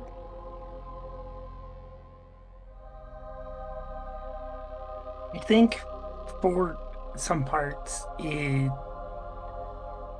is a weird almost amalgamation of Jenny and Jay. This is in that way that it still has some of those like weird limbs and stuff, but there's this sense of it is very much the appearance that Jay maybe not anymore, but definitely struggled with at certain points especially in the last 30 years, right? And there is a weird shifting quality to it, so it's never quite the exact same thing. But there'll be four eyes sometimes and stuff, but it you can always kind of tell that it is somewhere between Jenny and Jay.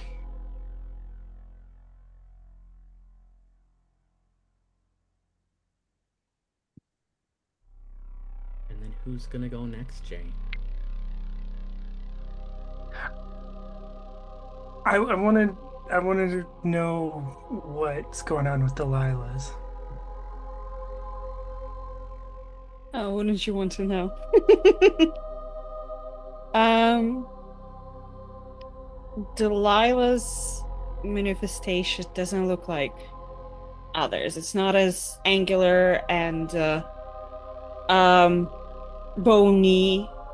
It's more a big, almost like pile of flesh, where it's very hard to understand if it has any limbs or anything. But what's more terrifying is that every single inch of its flesh, of its skin, is actually made out of faces.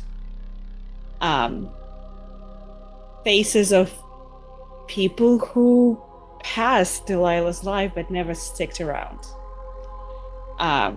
It has faces of a lot of friends that she thought that she had when she was a kid, that she met, but they never wanted to hang out with a weird kid who was homeschooled. Faces of Tammy, who she thought was her best friend, but was basically killed and never and didn't stick around because of that. Faces of her family who were around but were never really around for her. Faces of people from the church, and faces of every ghost that she summoned and every body that she took care of. As even those ghosts could stay, but they cannot stay longer for them for one day. So it's people who were her best friends for those like 8 hours. But most importantly, does include faces of Cora, of Rita, of Jay, and of Alice as well.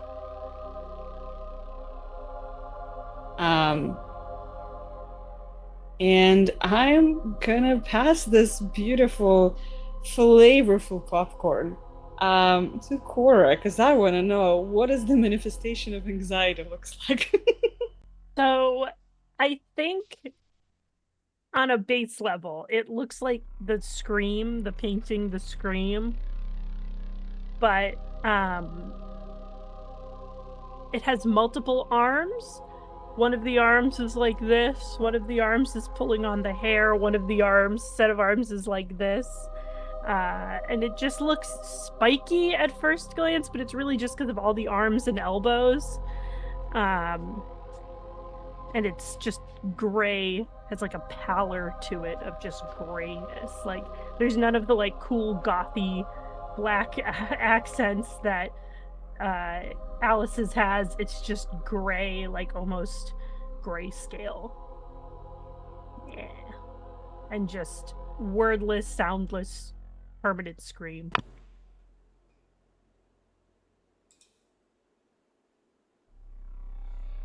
And I'm gonna popcorn to Rita.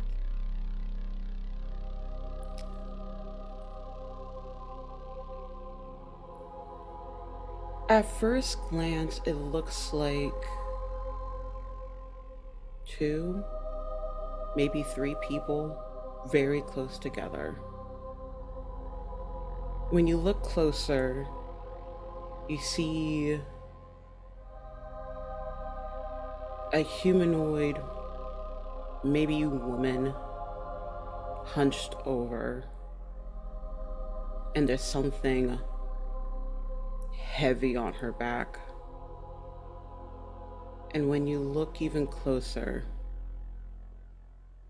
the heaviness of the back is another figure, hard to tell if woman or man, but it seems to be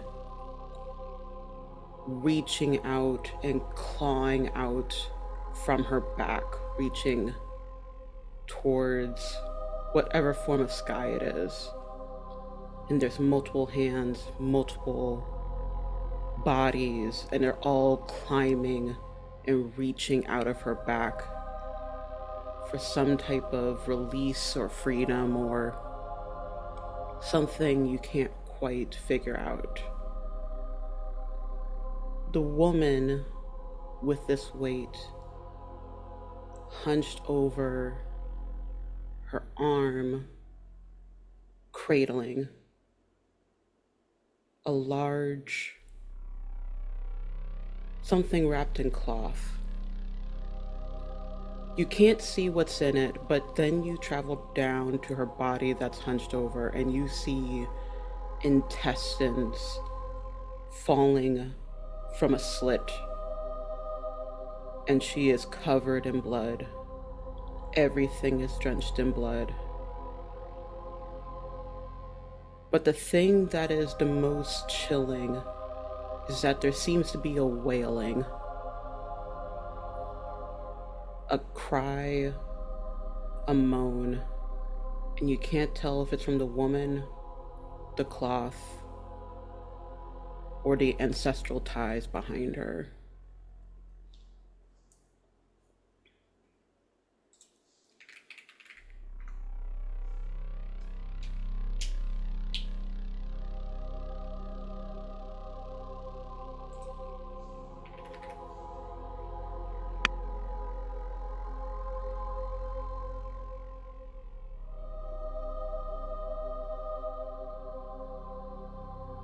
Recognize yourselves in these creatures. You recognize your friends the way they are now, the way they used to be.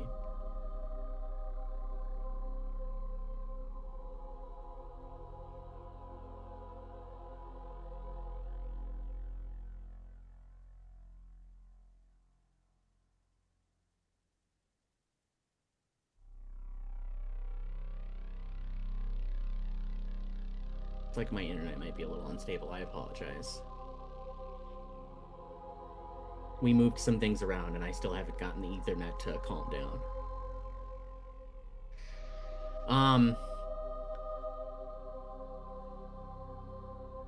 There's a voice, several voices, 100 voices. It's hard to tell. There's a wailing. There's demands. There's promises, temptations. Everything you fear and anything you want come out of, I'd say, these creatures, but they come from nowhere, from everywhere. A constant bombardment on your psyche.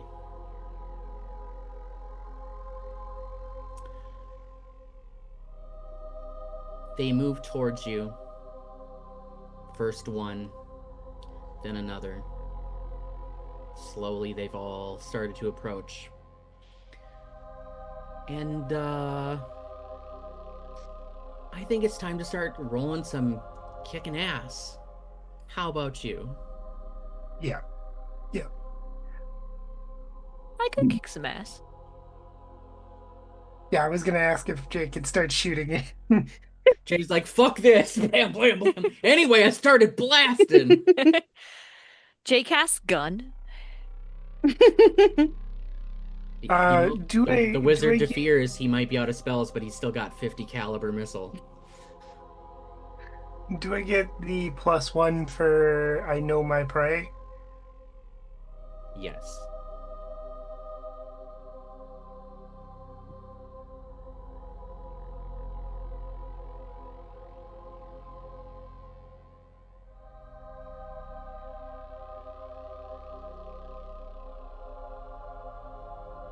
That's a 10.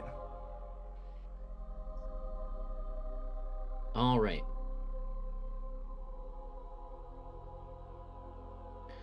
So, the way Kick Some Ass works is on a 7+, you and whatever you're fighting inflict harm on each other. The amount of harm is based on the established dangers and like whatever bonuses you get from your weapons. But on a 10, you get to choose an extra effect. You gain the advantage. You can take a +1 forward or give a +1 forward to another hunter. You inflict terrible harm, adding +1 to your damage. You suffer less harm, so theoretically you could take no harm. Or you force them where you want them. For now, I would like to take suffer less harm. Okay.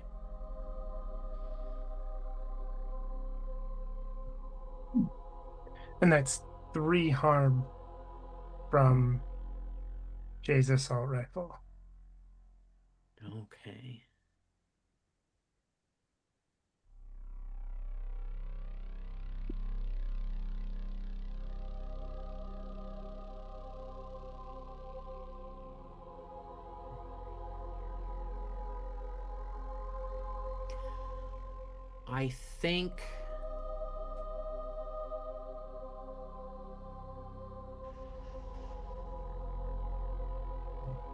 I think you, with your negation of harm, you do suffer no harm yourself.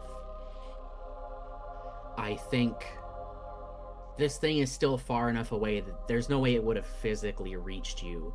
I think the harm is the constant onslaught of the thoughts that you've had about yourself in the past and maybe still have about yourself that it fills your mind with. And I think for a moment you manage to push them aside or block them out as you use your assault rifle.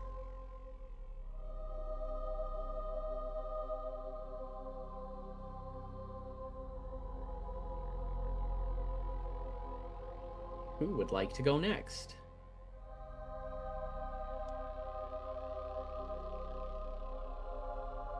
I can go. I started this bullshit. Okay.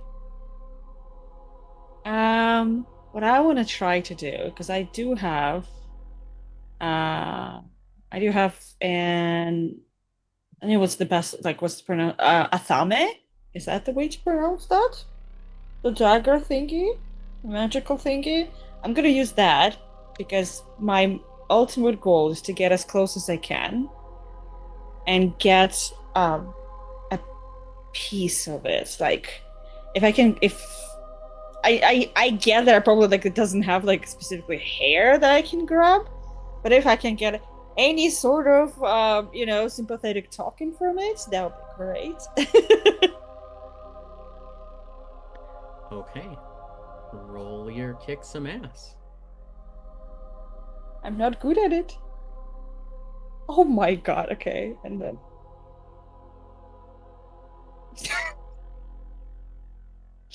I rolled 3 minus 1, so it's 2. Okay. Okay. Don't say it like that, please.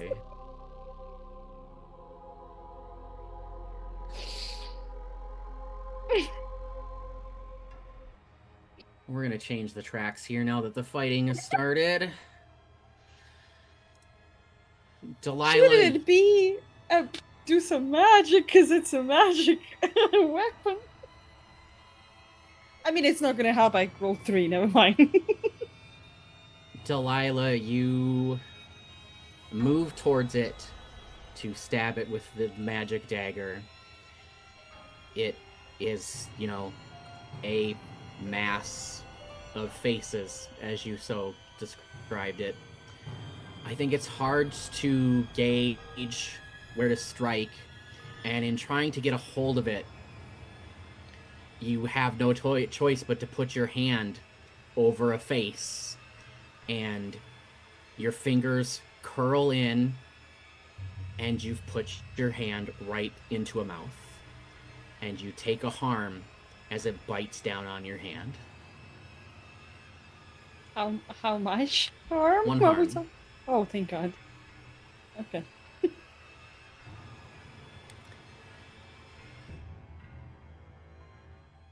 Who would like to go next?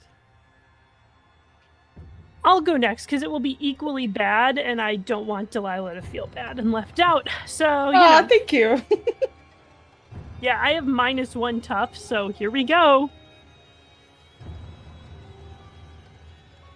That's a 7.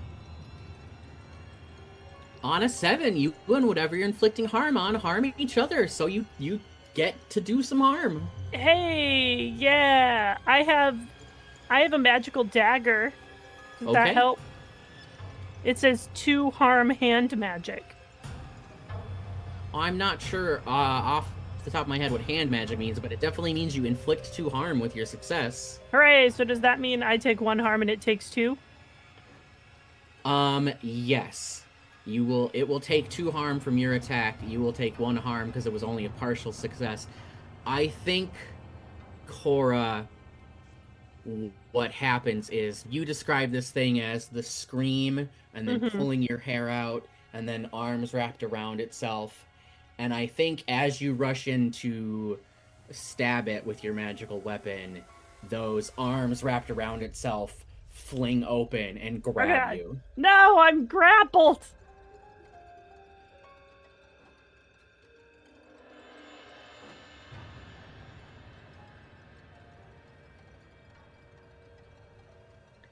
I can go next. Yeah. I want to shoot at it because I have a pistol instead, but I still have a gun. And my magic is weird right now, so I don't want to risk that.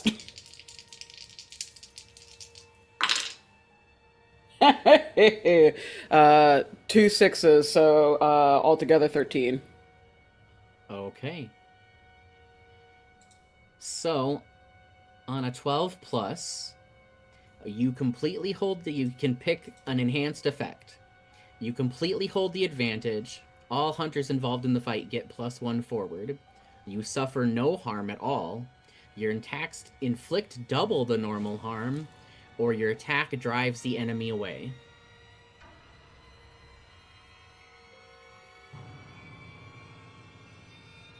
If it drives the enemy away, does that mean I no longer have to face it, or like how would that go about with this?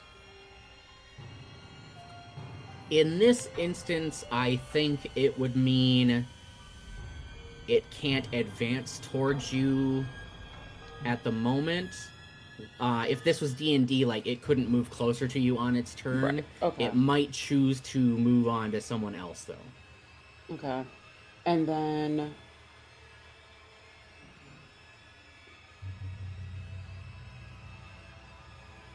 okay, that's weirdly synced. Let's do double the damage. Okay.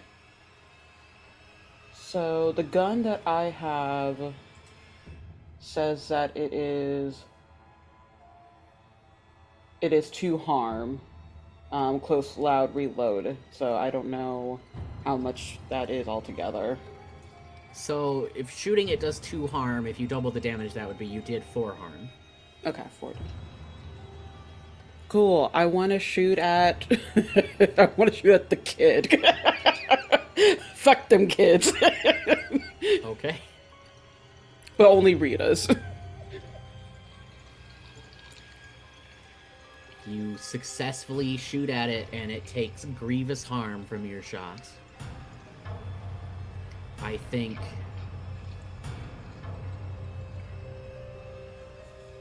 think this manifestation being of Rita, and maybe not knowing what Rita went through and did, but pulling information from her. Your successful attack on the child is, I think, part of what allows you to do the double damage. Mm-hmm. Because that was such a devastating thing for you to have to do. Mm.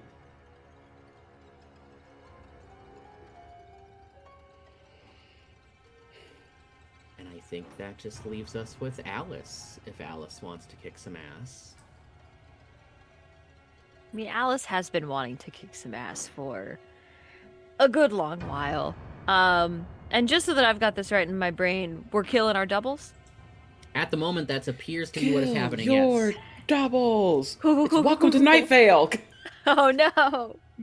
Not again. Not again. We're back in the park again. Well, if God, that's a the deep name of the cut. game. At least I didn't make you cross the desert. Yet. Yeah. That's the sequel game.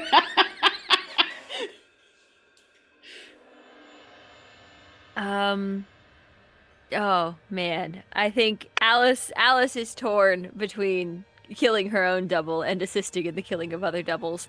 But she's killed enough of her friends for one lifetime, so we'll focus on the doppelgangers. And I think at this point that boiling rage that we had seen a little bit in the car and a little bit more in the house, it was tempered for a bit. But it's coming back, seeing these doubles attacking the whole group. I think she just charges hers with the intent to, like, tackle it down. And the red right hand, her glowing magical weapon of fist,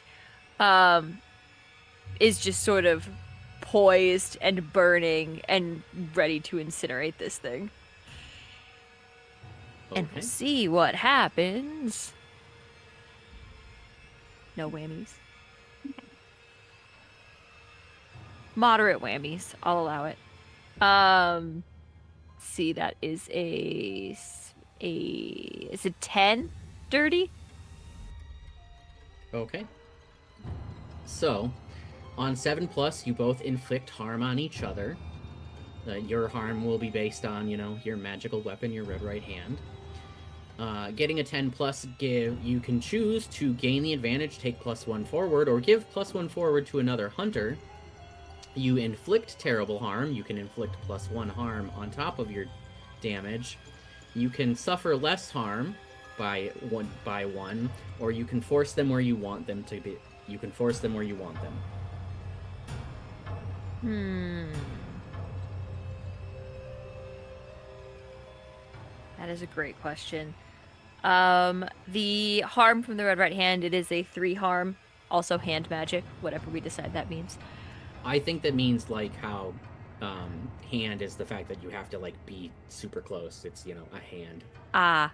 Like guns have range and stuff like that. It is also just magic hand. So Right. it is kind of what it says on the tin. Yep. Which I appreciate in a weapon. I think I don't know what it means in this context, but I am delighted to find out. I want to force it where I want it.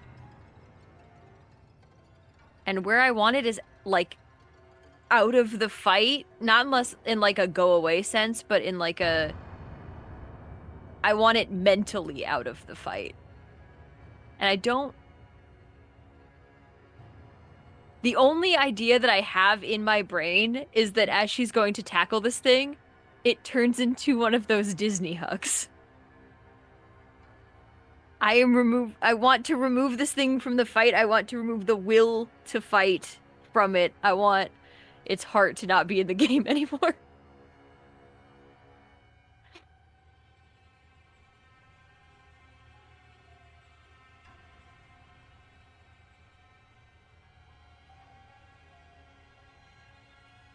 Okay. I think what this will be is...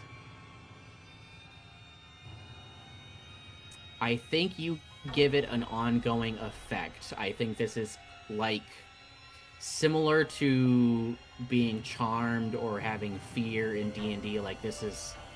They can't fight at the moment, but they will get chances to resist and come back. I'll take that. Yeah. Okay. Sounds like fun. You tackle it, you hit it with your red right hand.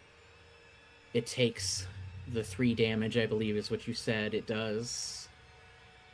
Yes. You also take a harm.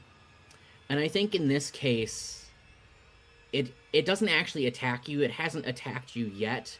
But just the fact that you throw your body at this thing with bones pointing in the wrong directions and sticking out and so many limbs, I think you just take that damage because bones pierce your body as you collide with it. Bone sharp. Yeah.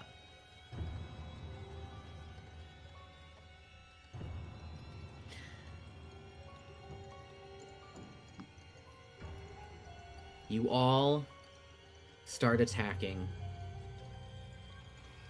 Most of you manage to do at least a little harm to these things, even if it costs you to get hurt yourself. That is the nature of a fight. You all started out facing your doppelgangers, your manifestations. Suddenly, you are all shuffled about this realm, separated from each other. Alice, you're staring at Jay's manifestation now. Jay, you're staring at Alice's. Cora, you're staring at Rita's. Rita, you're staring at Delilah's. Delilah, you're staring at Cora's. I will say, Cora, this means you're not grappled. It was just an attack that harmed you. And they're all going to attack. You're all separated. You can't see this, but it... If this were a movie, we would be seeing that these manifestations have some form of... Oh, what's the word I want? They're not a hive mind. They're separate entities, but time is weird, and so they all appear to attack in tandem, if that makes sense. So, I don't roll in Monster of the Week. I just decide things happen that are appropriate to the narrative.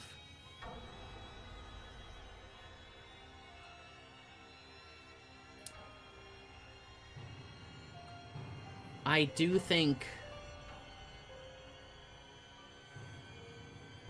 in this case, though, I think it makes the most sense for these creatures to have to roll. Because otherwise I could just say, you die, and that's not fair, and that's not fun. So,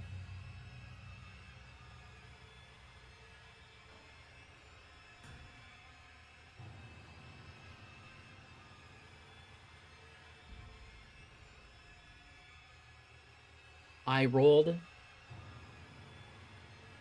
a 7 on the dice. And these things are eldritch beings, creatures from out of time, out of space.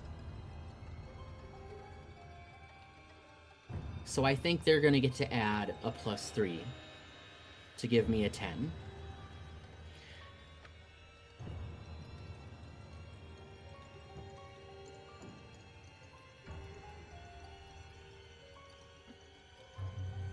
Cora's manifestation reaches out, much like it did to Cora previously. Alice's manifestation, full-on anime multi-arm many punches, because it's got 12 fucking arms. Delilah's manifestation shrieks like a banshee. Rita's manifestation, I think, is the wailing of that baby.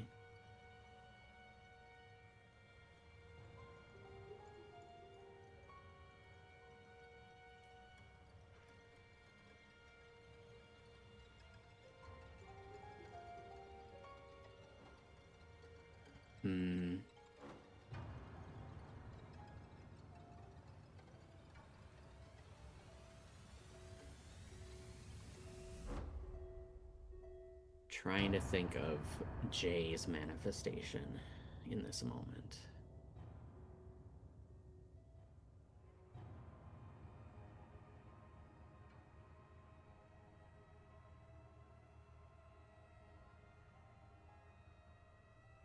I think being that Jay's manifestation is constantly moving between some form of Jenny to some form of Jay, I think it just lashes out with its hands. Maybe like to claw at you, to punch you. It's a physical attack.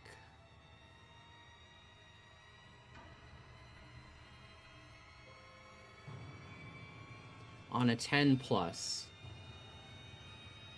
you will all take 2 harm from these attacks.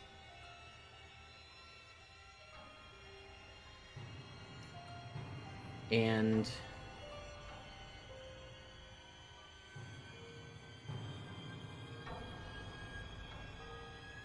I think they will all gain a +1 advantage to their next attack.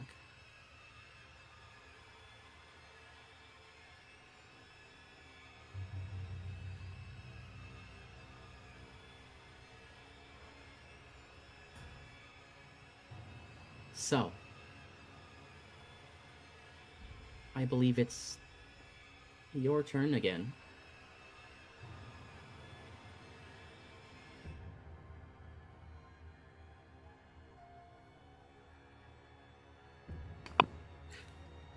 I'm a shoot up Delilah.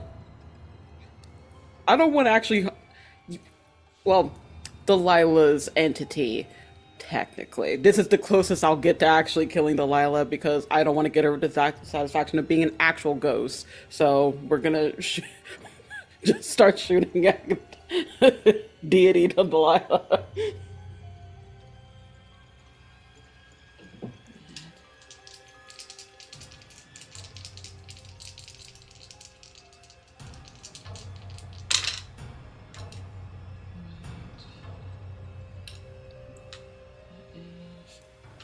10. Okay. So, you succeed in inflicting harm. You can choose to take the +1 advantage or give it to another hunter. You inflict terrible harm by inflicting an extra harm. You suffer less harm by 1, or you force them where you want them.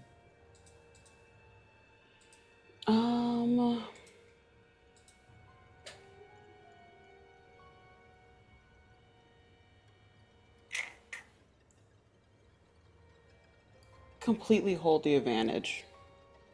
Okay. So you have a +1 forward. So the next time you roll, you can add a +1. Okay.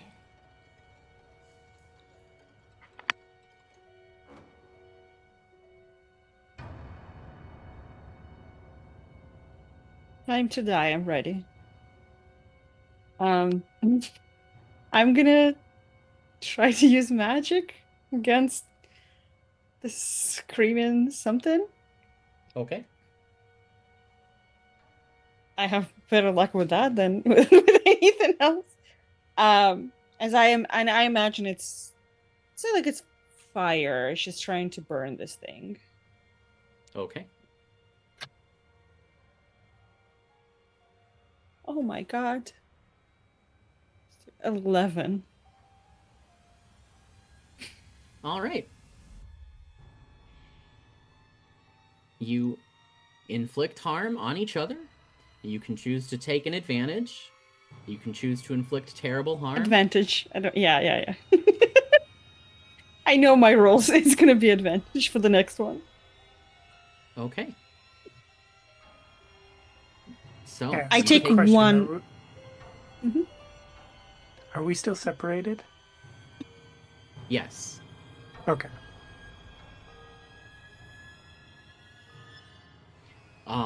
So how much harm does your magic attack inflict with your fire? I don't know. Let me find.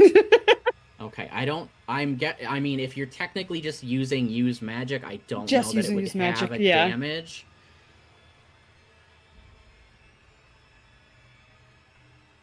Okay.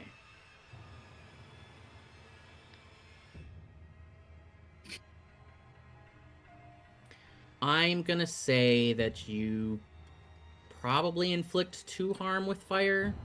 Mm-hmm. And you took that +1 advantage for next time. But I think because you also took harm, you take 2 harm this time. Uh-huh.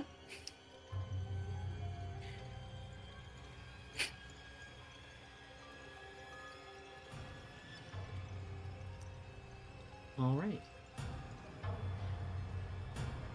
Is Delilah still standing? Barely. She's clearly not in a really good shape. And by that I mean really bad shape. I have 6 harm out of 7, so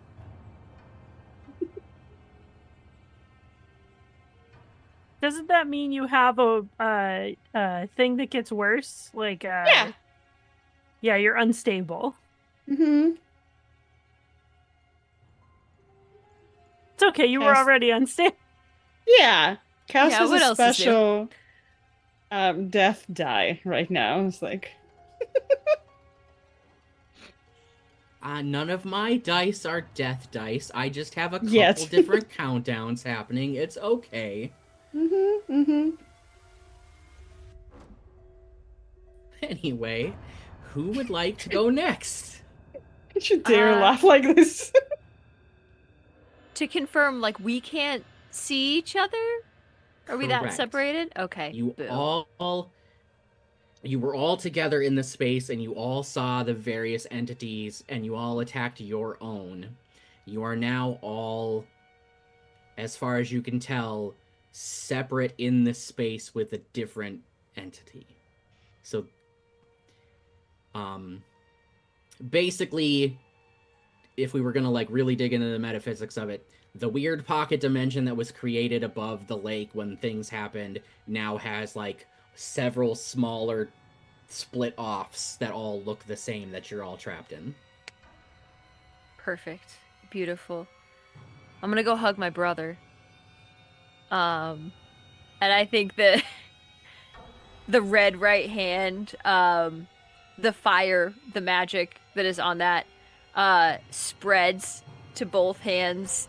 And she just charges at this demon Jenny hybrid thing. And classic tackle once again. But as they hit the ground, the flames sort of explode and engulf both of them. Okay. The rage has entered the chat. Please no. That's my secret, Jay. I'm always angry. I'm hulking out. There we go. Now we're cooking with gas. That is at 11 plus 2. 13 if I can math a little bit. Yep. So, on a 12 plus, instead, pick an enhanced effect. You completely hold the advantage. All hunters involved in the fight get +1 forward. I will allow that to happen even though none of you can see each other. You suffer no harm at all. Your attack inflicts double the normal harm. Or your attack drives the enemy away in a rout.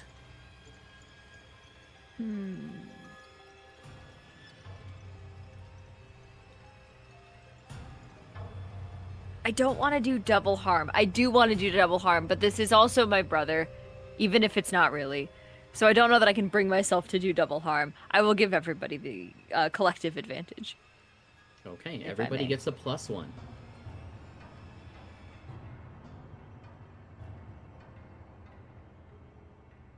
So, the way I understand it works is it's a +1 to whatever your next roll is in this regard, and then it's spent. And I assume I do have a question real quick in regards to that. Because Rita gave herself a +1 as well during her round, does that mean it's now +2, or just use one +1 for each of the rounds that she's in? I think it would give you a +2 on your next one, and then they would both be gone. Cool. And then, yes, Alice, you have a +1 as well the next time you choose to act.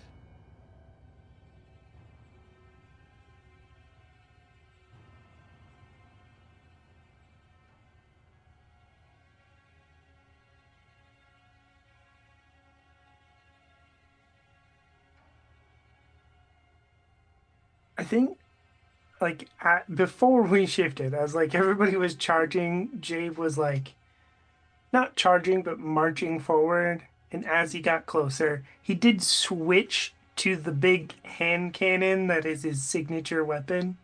Oh, Leon's big gun from Resident Evil 9, yep. Yeah, basically, yeah. The big revolver.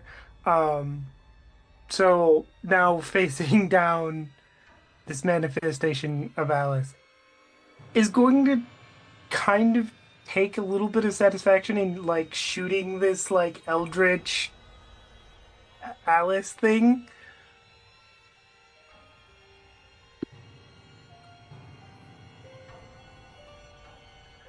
Let's see.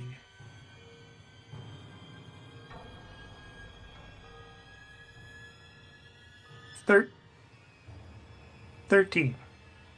Okay.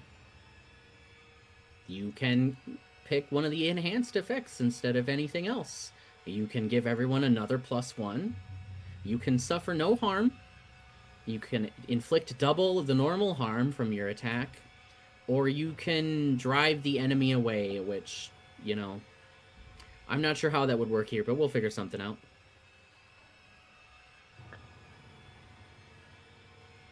You know, I want double the normal harm. Okay. So that'd be 6 harm in this case. Just double, yeah, 3 harm from the hand cannon.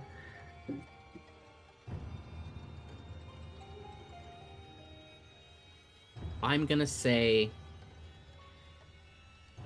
since it's a hand cannon, it is a very high caliber shot, but I think also in this instance, for the aesthetic of it, each shot is 2 harm, and so you bang, bang, bang, 3 shots.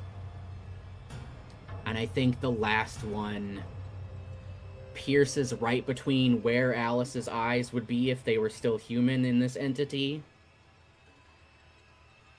And you see the moonlight behind it through the hole.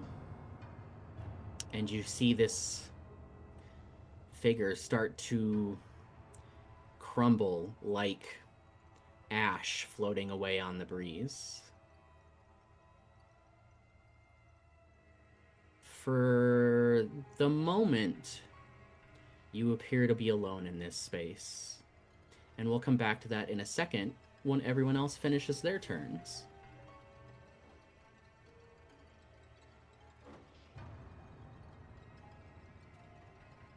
Okay, I'll go, and I'm probably gonna die. I'm gonna say, if everyone else is switching their weapons, I do have a magnum, which I believe is a revolver. Somewhere my cowboy-obsessed husband is screaming that I didn't know that. Let's see. We have +1, right? Yes.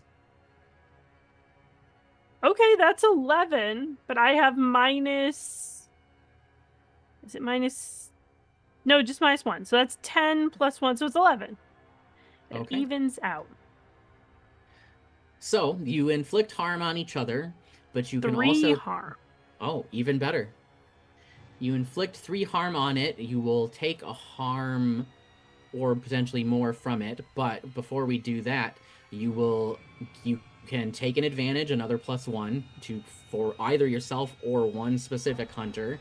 Mm-hmm. You can inflict terrible harm, inflict another one more harm. You can suffer less harm, you take 1 less harm, or you can force them where you want them.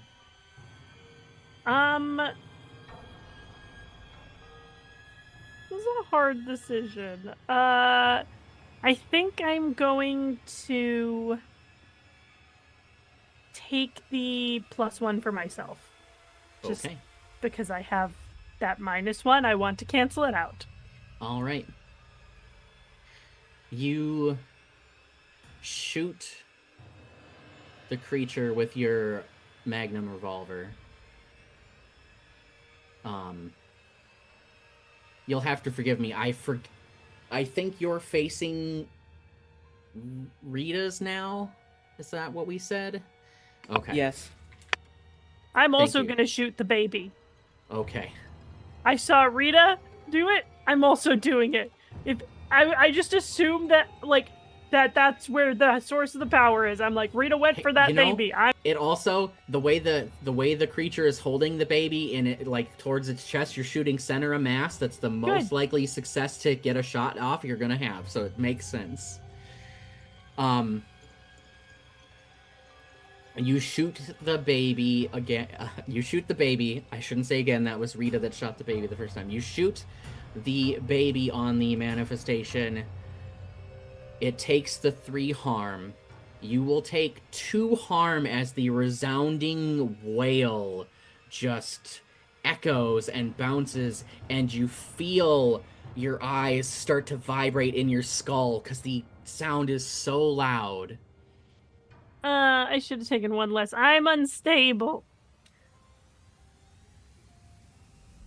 And you see this thing start to drift away like ash in the wind. I did it. I did it.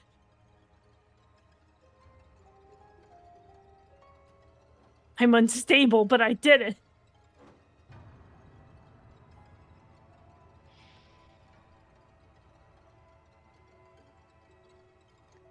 Now, we don't have initiative, but I believe we still have one person who needs to attack this turn. Correct me if I'm wrong. Or did Rita, you went first, didn't you, after the change happened? Okay, so we have moved through everyone. Okay. I think Cora and Jay, you stand for a moment in the strange expanse, utterly alone. And I think as you look, you see each other shimmer into view. And I think you see everyone else slowly shimmer into view. The other manifestations as well. And they shriek in unison at the apparent loss of some of themselves with the destruction of the two. And they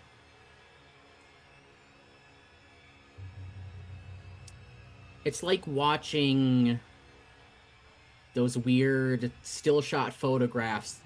It's not a movie, it's not slides, but everything's moving too fast and too slow. And the manifestations merge together into something wholly unrecognizable. Not the second boss face. Yes. If this was Dark Souls, you would have just gotten the health bar down to nothing, and now it's full again. This is what we get for Cass playing too much Dark Souls in the last year. Every time we were like, all right, Cass, go have fun at the Rage Factory. This is what we got ourselves. I think you can tell whatever is going to happen next will be very bad. And I think you all have one last chance here to do something to stop it.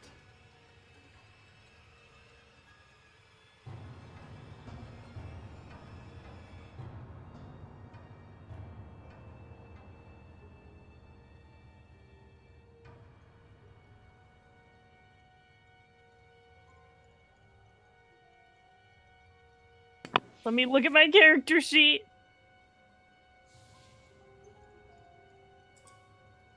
All right, we're doing Dark Past again.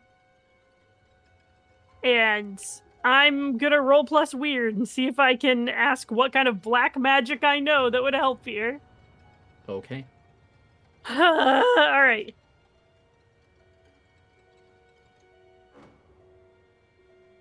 All right, so that's a 9, so I do get to ask one. And the question I'm asking is, what black magic do I, Cora, know from all my years of being in my panic room that could help us here?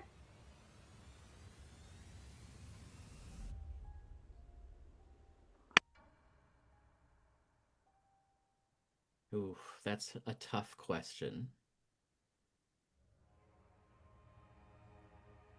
I'm also willing to use that to collaborate with Ava, Rita, to to magic.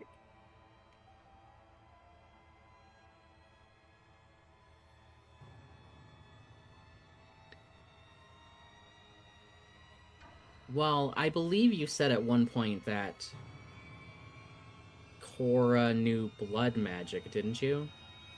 That Rita had taught me some blood magic, but I think it's kind of gross. Oh, okay. But in this moment, I would do blood magic to save the world. I think after Rita teaching you, you went and did your own research. You have a panic room full of books on the occult.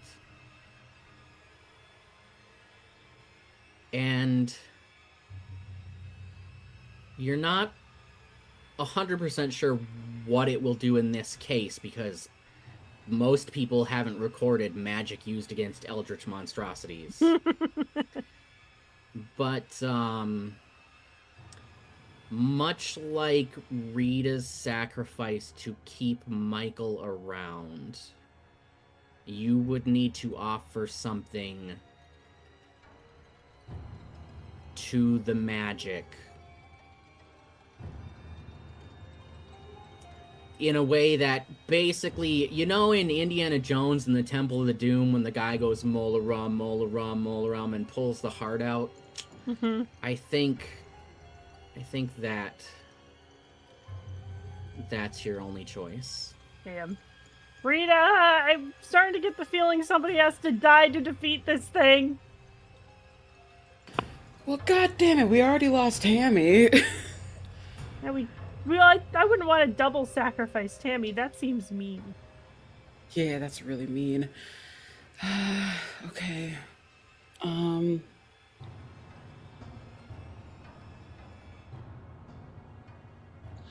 I don't. I think it wants blood. Or like Oh whatever yeah, kind of definitely. well, like whatever kind of magic we would need to do to kill it. It would need blood. I can give it kidney. Tammy doing that whole sacrifice thing, like put my kidney back in. So. Not put the kidney back in. So...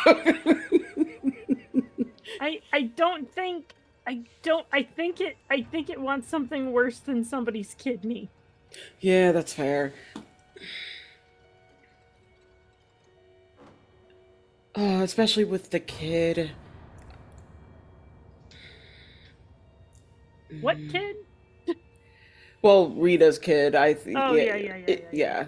Because that kid was given as sacrifice for Michael, so it makes sense that he would still be pissy about that. I think all she's gonna really say is,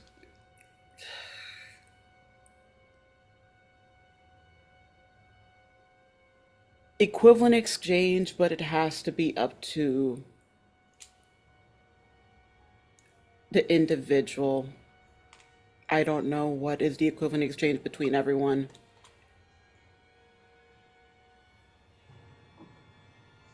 What if it wants all of us? Jay. Yes. Your voice. In your head, you hear a voice that is Alice, but it's not Alice. It's very similar to how that creature sounded when it still was Alice before everything ended at camp. And it asks you, what would you give to save everyone? And before you give me an answer, Alice, you hear Jay's voice, you hear Jenny's voice, you hear that overlay of whatever this creature is voice.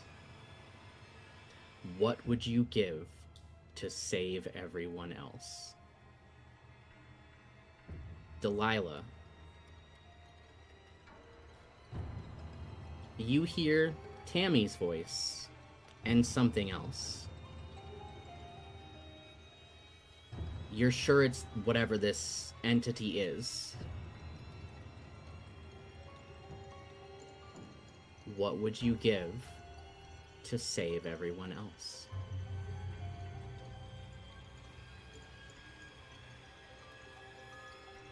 Rita,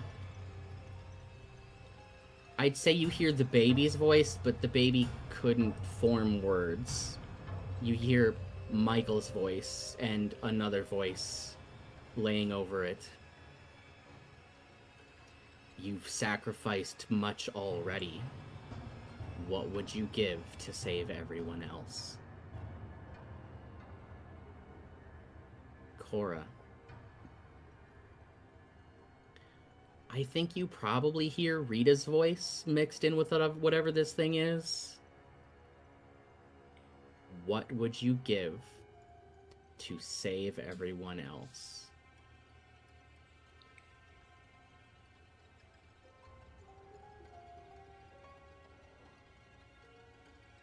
So,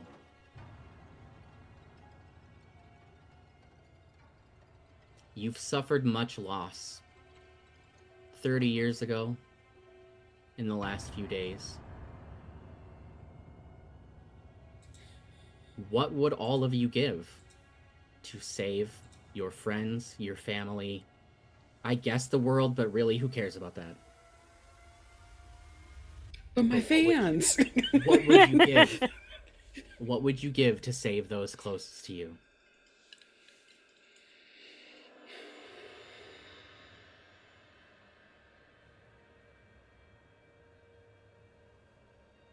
I'll just jump in its mouth.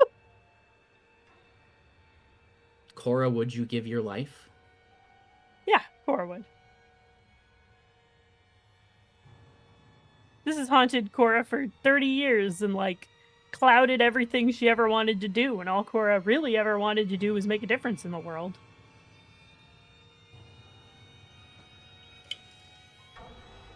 I think for Delilah, life is not as big to give away as any ability to connect to anyone. Her whole life, that's what she was trying to do and get those connections. And basically, like, I don't know what's like the best way to describe, like, isolation.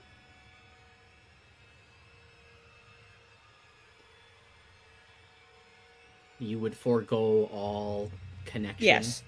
Mm-hmm. Okay.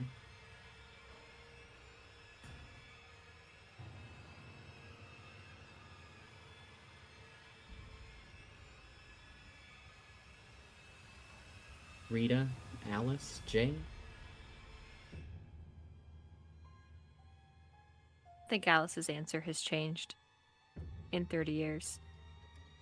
Because the first time this all went down, she was just trying to save everyone. So I don't think she pulls a Cora and jumps in its mouth, but her answer is the same. She would sacrifice herself. No question.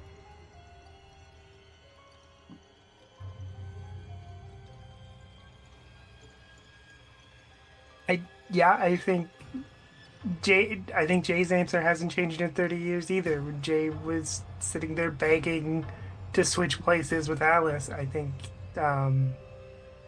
Jay would also sacrifice himself.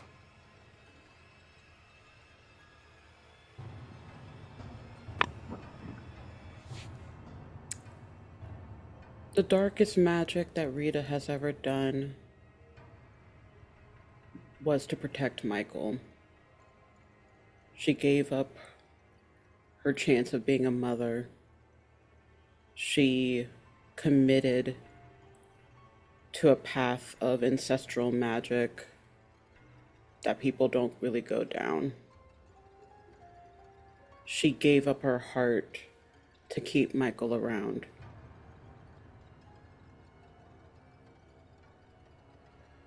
There's a brief moment of wanting to sever the ties with the ancestors.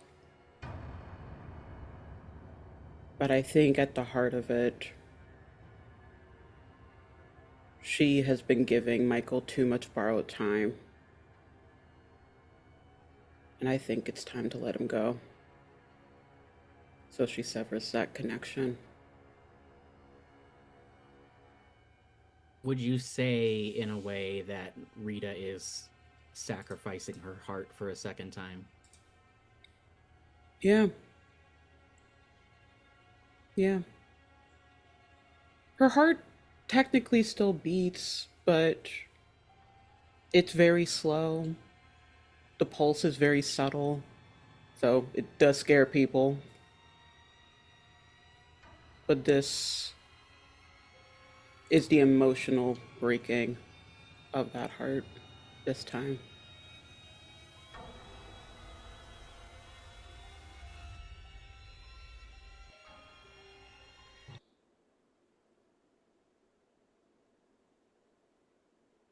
You were all asked a question. You don't get an answer. But as you all make your choices, everything goes dark. You float in nothing, in darkness.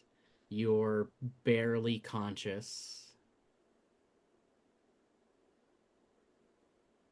You don't know how long you spend like that, or if your sacrifice saved everyone else. You hope it does.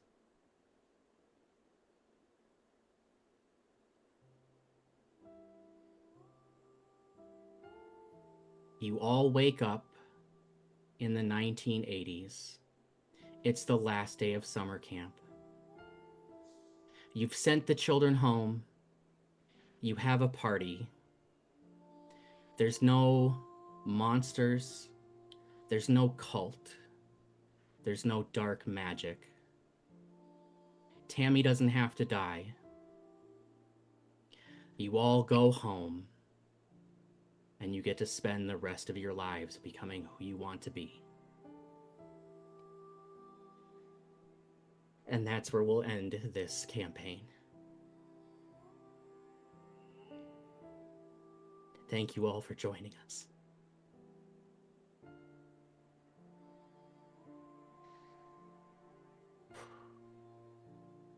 Who's ready for some outros? I'm not Damn crying. it, Cass! How dare you? Damn it, Cass! I liked it better when you killed us all. Listen, I technically could say I killed you all last year for Pride. This year I gave you all a happy ending, okay? Can't believe you unburied your gaze. How dare.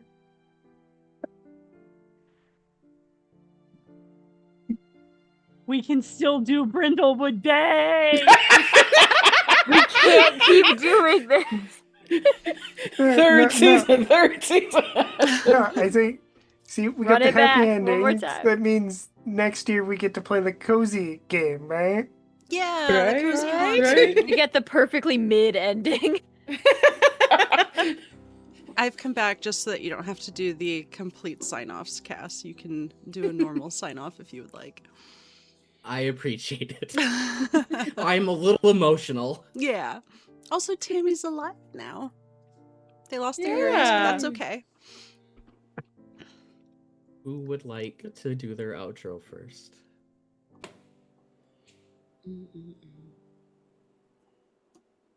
I'll call on y'all. I'll Do do it. it. I'll do it. Fine. I've been the problem child. Just kidding. I'm Kit. I have been for the second year now. Alice, 17, always 17, once again 17. Will it ever end? When I'm not 17, you can find me other places on the internet at Kit Roll.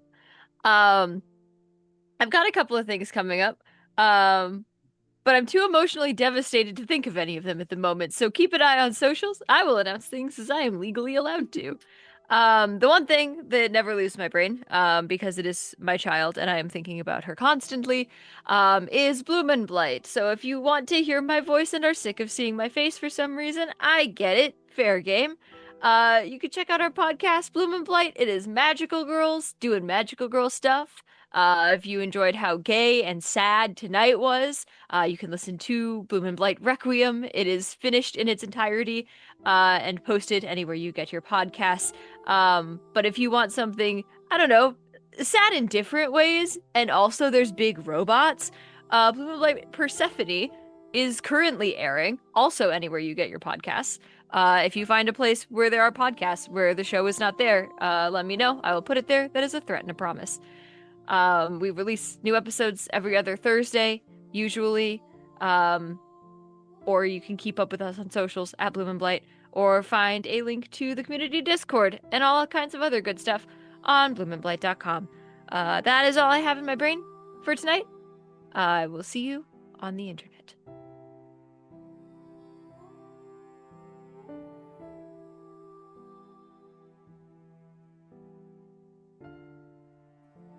Oh, fine. My name is Tori. I can be found all over the internet as that nerd Tori, and I have been Cora Malloy for the second year in a row. I don't have any other APs lined up at the moment. I'm going to get around to applying to some soon. Hopefully, we'll see. I'm always out and about. But if you are in the Massachusetts area, I am currently adapting and directing with my lovely husband a production of The Maltese Falcon with the Post Meridian Radio Players. So if you're around, you should come see that. We're in Somerville. Next person. I can do it since I don't have much to plug. I'm C. I've been playing Delilah for the past 2 years. The weird child who grew up into a weird adult. Some things never change. You might wonder which one was weirder. There's no right answer. The adult. It was the adult. Fine. It was the adult. Fine. We can all agree with that.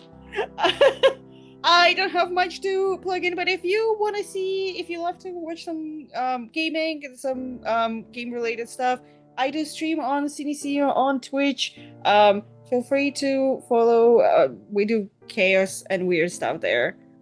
And I love playing this. This was so much fun.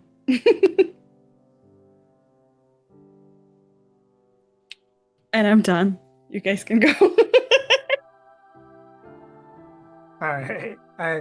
Hi, everyone. I'm Sophia Olivia Scott. My pronouns are she, we. You can find me, of course, on BlueSky at nerdytenny. You can also usually find me over at Nerds with Dice, where I do all kinds of things. I'm the founder and one of the chancellors, so I'm usually around somewhere. This weekend, Sunday the 29th, the 28th. Yeah, the 28th. I don't know my days. 11 a.m. Central. I will be running Kids in Capes. This is gowns, suits, and capes. A little queer one-shot of superheroes. It's going to be a blast. I'm very excited for it. Of course, I run Fields of the Dead, which comes back July 18th. For the rest of season 2. And if you want, you can go check out. I was in a live one-shot about 4 months ago for Blades in Paradise. The podcast version is now, part 1 of the podcast version is now up. So you can go to that and find the Blades Live part 1 and check that out. Otherwise, Nerds with Dice has a bunch more charity games still going for not only the rest of June, but we got some in July. The casting calls will be closing soon, but they are still open. So if you want to apply and you haven't yet, you should run over there and do that. Okay, I'm done. Hello, my darlings and dears. It's your Madam Ava here, and you can find me anywhere at Madam Ava Couture. In the meantime, in between time, tomorrow you can catch me over on the Batty Bards channel as we finish up Post Likely to Succeed. That game was a part of a charity event as we raise money for the girls, which helps with getting supplies for trans femme folks all over. And then also over on the Dungeons and Dropouts YouTube and anywhere you can find your podcast. I believe the second episode of our Call of Cthulhu Regency game, A Waltz of Insanity, will also be out tomorrow. And then, if you want to know a couple future things, because it's officially been announced, I'm going to be a part of Game Master Monday's Castaway series, The Woods. I will be your resident tea yoga enthusiast, Caroline Jessup. So vote for me, give me supplies, make sure that I do not die. That'd be nice. I'll see you in July and August on Wednesdays for that. But be gay, do crimes, and I love you. I love you all so much. It's been wonderful playing Rita, and hey, maybe she killed someone technically this time. And it's been a delight to see her continue to survive out of spite. Right. I believe it's my turn then, because Eva so graciously said she'd do all the outro stuff for the channel for me. I'm Cassiopeia.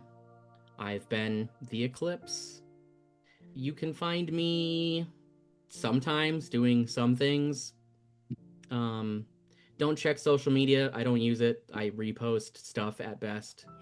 The next thing that I'm most likely doing is hopefully guesting on Fields of the Dead on Nerds with Dice again, because I brought a common writer into the zombie apocalypse, because when I'm not being an evil GM, I'm being chaos in a game.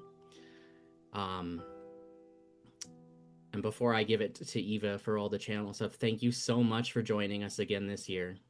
Last year we buried the gays. This year we brought them back.